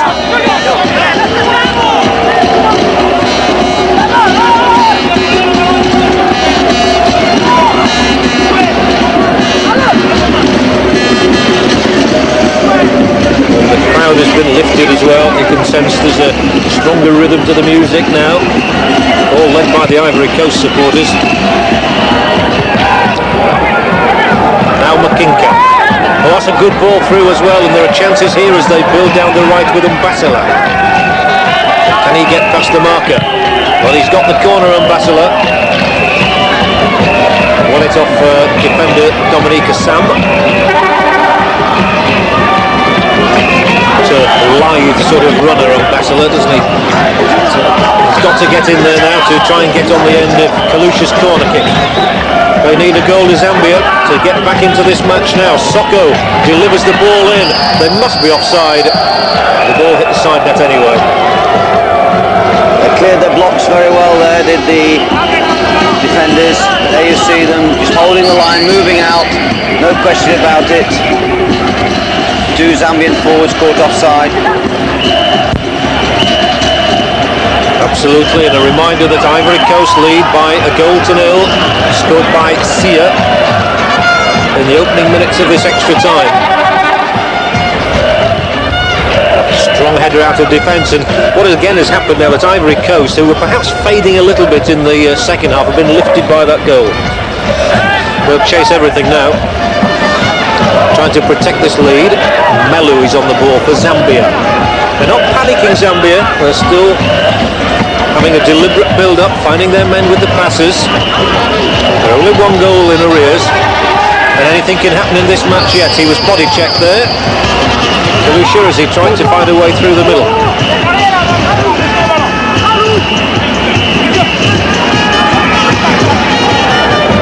KK11 are a goal down to the Elephants.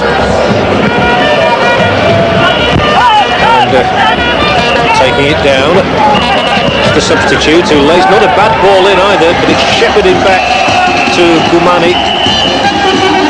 Nicely laid in by Mateti. Put out of play by Sekana, one of those who has been booked in this match. Soko also got a yellow card. Zambia a goal down, coming forward down the left touchline. Fully powered in to meet that one. Doesn't get the touch on because Soko is there again. Basila surrounded by orange jerseys, and he's gone into an offside position. Desperately wanted the early ball there played to him. The ball was delayed, and by the time the ball got played through, he was in the offside position. But I see the pattern developing again now. I think we can foresee plenty of Zambian pressure and some last-ditch Ivory Coast defending. The classic pattern of extra time play.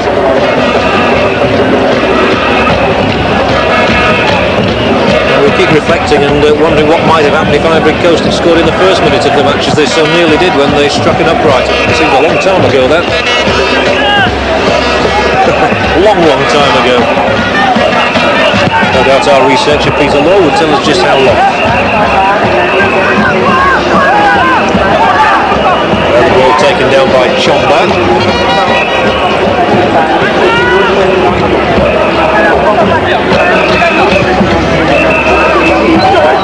Keep it in play, and he might be ill-advised to do that. He could lose out to Chomba here. You're absolutely right, John. Obu had no need, he might as well have just put that ball out. That's not clever. When you're almost in the semi-finals and you're in extra time, you don't have to be clever, just be effective. No prizes for that. Melu lobs the ball forward, trying to get it over the top of the back line, which has held good. Makinka. Then it's cut out. And Ivory Coast are coming towards the half-time period of extra time, a goal in the lead. So he's happy enough. Well, I tend to think that's more the Zambian side of the fence. Perhaps he knows something we don't know. Perhaps he knows that they're going to get an equaliser. Melu. He is strong and he powers forward to win a corner kick. Corner kick for Zambia. They're a goal down though, and that is Sam Endlove. Still concerned obviously about his side trailing here to that strike by Sia. Headed away well. They've got the bodies in there. The Whitmer can get no more than a throw in this time. It's the team in orange who are in the lead. Ivory Coast 1, Zambia 0.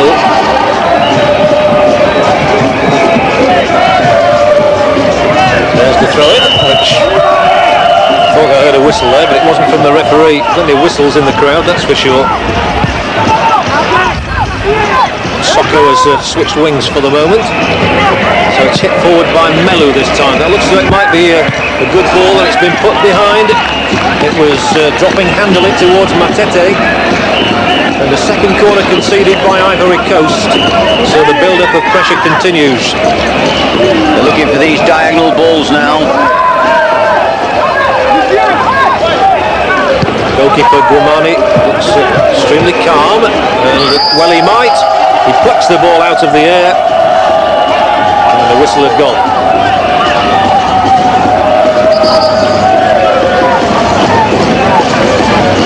Still not getting the shots in that they would be wanting. No, they've found it difficult to engineer efforts at the moment. They're getting the ball into the box, but they're not getting clear opportunities. But there's another 15 minutes or so to go, and I certainly wouldn't rule out Zambia at this stage. I think they can definitely get an equaliser. We shall see. Mbasala on the ball and using it well. Now gets it through as far as Makinka. Matete is onside as he gives chase. It's good covering work by the substitute Lino. Run out of play. We're staying with this match right through to the end now, no matter what happens. Because I've always had a belief, John, that in these type of games where they go to extra time, I would like to see the first goal win it. Really? Yes, I feel that they've worked hard to get in front the first goal after 90 minutes where two sides are equal. I would like to see sudden death when we come into extra time. I'd rather have sudden death that way than let it go on and someone get an equaliser and then have the horrible feeling of penalty shootout. Here we see again that free kick in. The ball had been headed out, and here comes Sayat with his left foot shot, and there was the flick it took. Well, he won't claim goal, that's for sure. Yeah, strangely enough, one of the few occasions where the Zambian defenders haven't really pushed and squeezed very quickly to the edge of the box. Had they done that there, they may have got the block on quicker, and certainly there would have been a couple of forwards left in offside positions. But they were slow to push out after the initial block. 15 minutes to go in Dakar. Ivory Coast 1, Zambia 0 for the right to play Cameroon in the semi-final of the African Nations Cup. And at the moment that right will be taken by Ivory Coast. They go forward themselves with Sekana. Out on the touchline is Traore. He tried to kid everybody he'd scored the goal. Matter, as long as somebody in the side had, that somebody was Sia.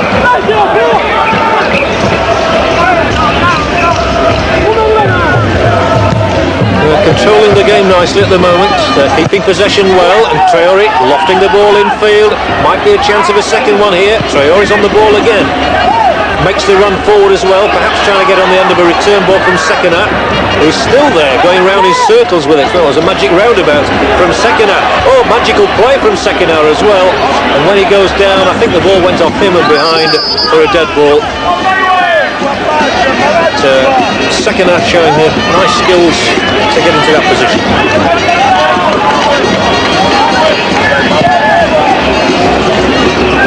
The NHL action, which was scheduled to be shown now, will be shown at a later date. Apologies to those fans of NHL action.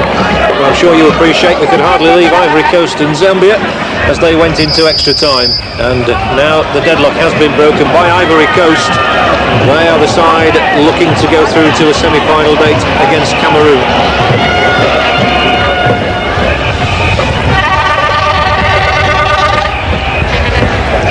Matete is a really big forward. He's got awesome power. I'm not sure. See him in the picture in a little minute. That was him nodding the ball down, I think. You're not sure, David? If he knows how to use it well. I'm looking at him running, and he seems to make his runs too late. He doesn't seem to be aware of where the ball's going to be delivered. There's another powerful man, a good headed forward, and he just couldn't get onto it, Mwitma. One of the Catway Warriors side in this team. From the left boot of the goalkeeper who plays his football in Casablanca. Ball played all the way back to Chibala.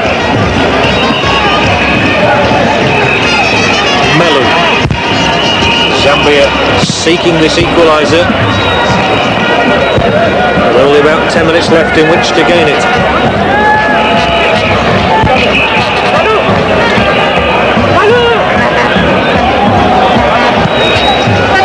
Good ball, turned out wide. Still the patient build-up from Zambia. 1-0 down to a deflected goal, credited to Sia. Well read, well cut out indeed by the defender, Lignon, substitute. It's his stretch as well, which doesn't quite win it back.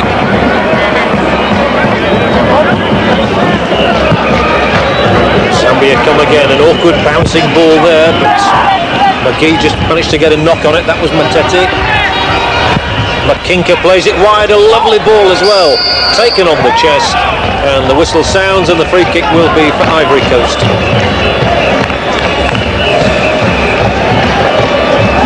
Ball just wanted a little bit more of a delicate turn on it. He could have taken it into his stride. He was just a little bit behind him and forced that handling, which is a shame because there was a promising move there. He timed the run very well.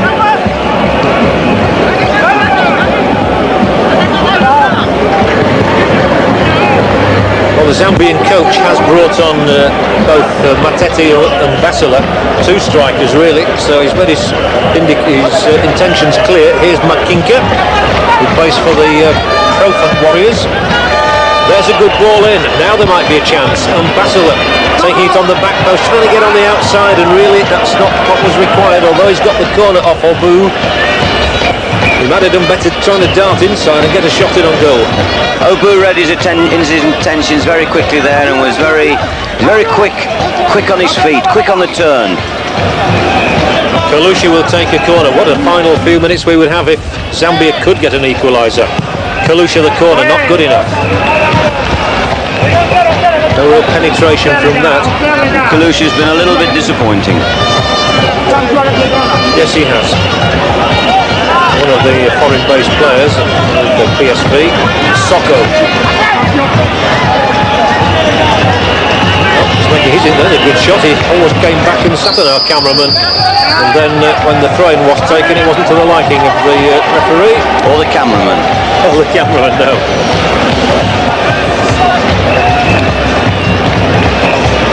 That is the ball that is being used. Could hardly have a closer up shot than that either. Obu's throw. They're riding it well. Yes, they're holding on. They're holding on and they're not being threatened as much as I assume they might be. They're not flustered, and here's a chance, and this could seal it.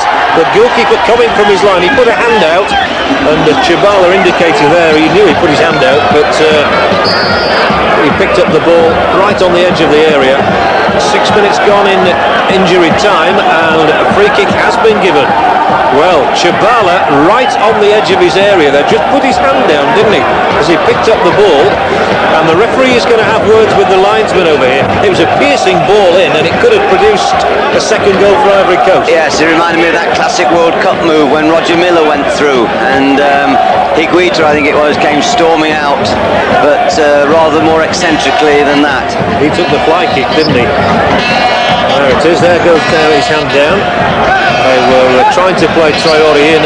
Well, he's given the free kick, and I have to say I think Zambia are a little bit unfortunate to concede that. Yes, I think so too. Avaricious linesmen, John, they get worse. Want to make their impact. Well, he was no problem. Inside the area, wasn't he? No problem at all. Player appeals. Linesman gets a little bit of flack by a few people standing behind him in the crowd. Panics. And what if Ivory Coast score a second goal? That certainly would be cruel to Zambia, because they've carried the fight to Ivory Coast for much of the second half and part of this extra time as well. But they face a free kick now, which is critical to the final outcome of the game. There you see it, a perfect shot of just what is on. And I fancy McGee. It wasn't him in the end, but it's still not gone in. There were a few arms raised aloft there. It didn't find a way through that forest of legs. Which only proves, John, had McGee taken the kick, it probably would have gone in. Yes, he'd have been the man. I can't understand them, David. They would definitely have scored, wouldn't they? He was there all right. He was lined up ready to take it. You fancied him to bend it a little. I thought he has enough technical ability to keep a ball down. 8 minutes gone, 7 to go. They're smiling on the Ivory Coast bench at the moment. And praying. And praying and laughing and everything, yeah. They're going to have quite a night if they win.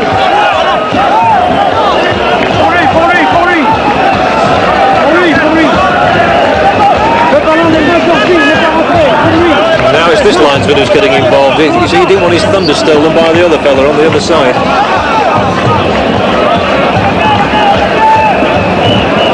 And of course, Zambia are anxious to get on with it. They know there's only 7 minutes to go. They want to get on with the match. Ball laid forward and over the top of the defender, and a free kick awarded for Zambia now. So this is their opportunity. It's a good 35 yards out. It's not in a goal-scoring situation. I wouldn't have said not a goal-scoring position directly. Well, they ought to send up the big fellas. Chomba should be in there. Melu should be in there. Soko should be in there, I would have said. But they don't seem to be doing that.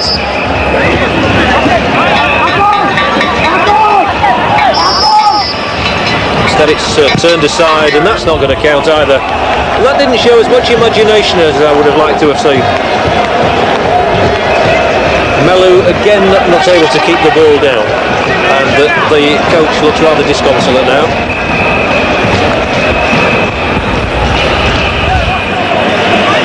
He's reading his notes. Might be a letter from his wife.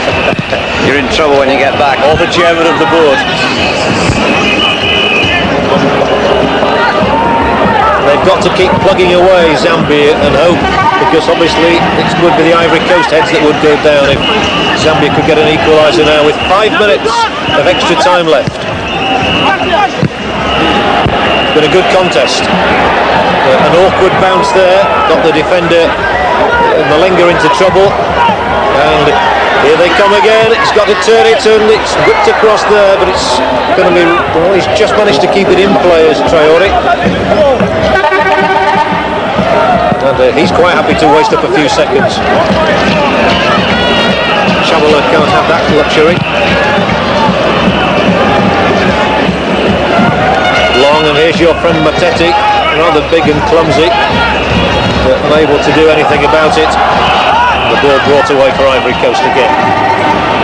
As the minutes tick by, it looks as though Ivory Coast are going to be the ones to go ahead to face Cameroon. And remember, Ivory Coast have not only never won the African Nations Cup, they've only ever finished third on 3 occasions. So they're a very good chance of repeating that feat. 4 minutes to go. Goal by Sia for Ivory Coast separates these teams.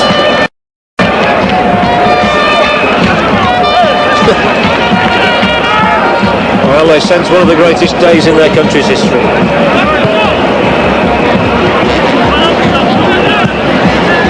Forward it goes, as it's got to do. Matete on the end of it, but straight through to goalkeeper Gourmeni.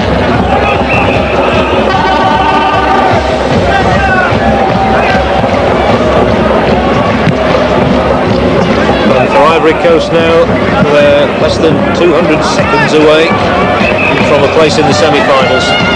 And that doesn't sound much when you say it that way. So long as they keep their composure, do nothing silly, they should win the match. But Melu goes forward. Now it's Kalusha, they need a blinding bit of inspiration from him, and Kalusha might just provide it. The header out is good by Hobu, who's met everything this afternoon. He's done his side proud. Ivory Coast break once more. They just need to keep possession. Good decoy run made up the right hand touch line.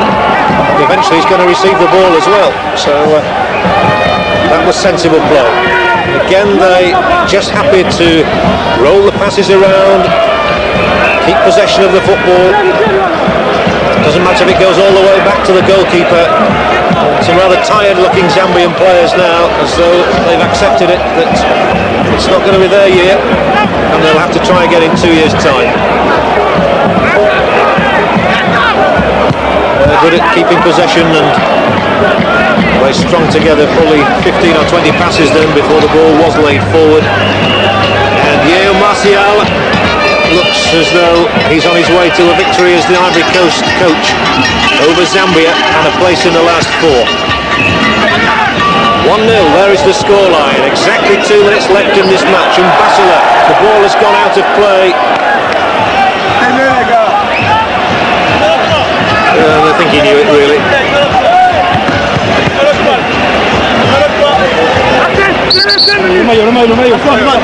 Well, that ball didn't go out. The linesman there incurred the wrath of Basila. Those are the sort of frustrating decisions that go against you when you're a goal down. You don't mind so much if you're a goal up, but when you're a goal down, taken, another will be given.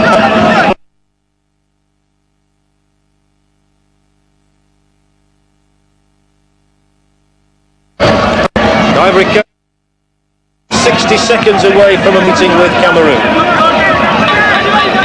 Well, it's a game that hasn't turned out the way that we felt in the first 20 minutes. For all the neat, tidy dribbling talent of the Ivory Coast, they shot like nervous kittens, and when the power of Zambia took over in the second period, it appeared that they would be able to force a winning position. But their shooting, similarly to the Ivory Coast, was more than anemic. And strange, wasn't it, that fortune should smile on the Ivory Coast in ironic fashion. An own goal, a goal which looks now like taking them into a semi-final situation with the Cameroons. They've worked hard, both teams have worked hard.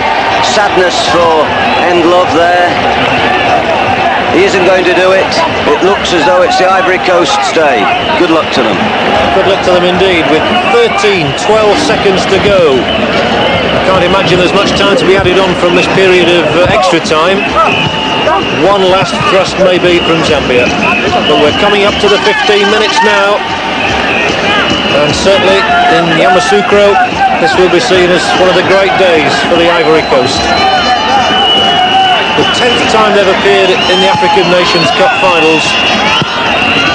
They've never gone better than third, but they've got the chance here to go through to this semi-final meeting with Cameroon. And will they be leaping around the stage in a moment or two when the final whistle goes? They can't wait for that whistle. Blow the whistle, they're shouting to the referee. They're imploring him to do that. Zambia want one last go maybe, but that is it. The arms of the Ivory Coast are raised aloft, and they have knocked out Zambia and go through to the semi-finals and a meeting with Cameroon.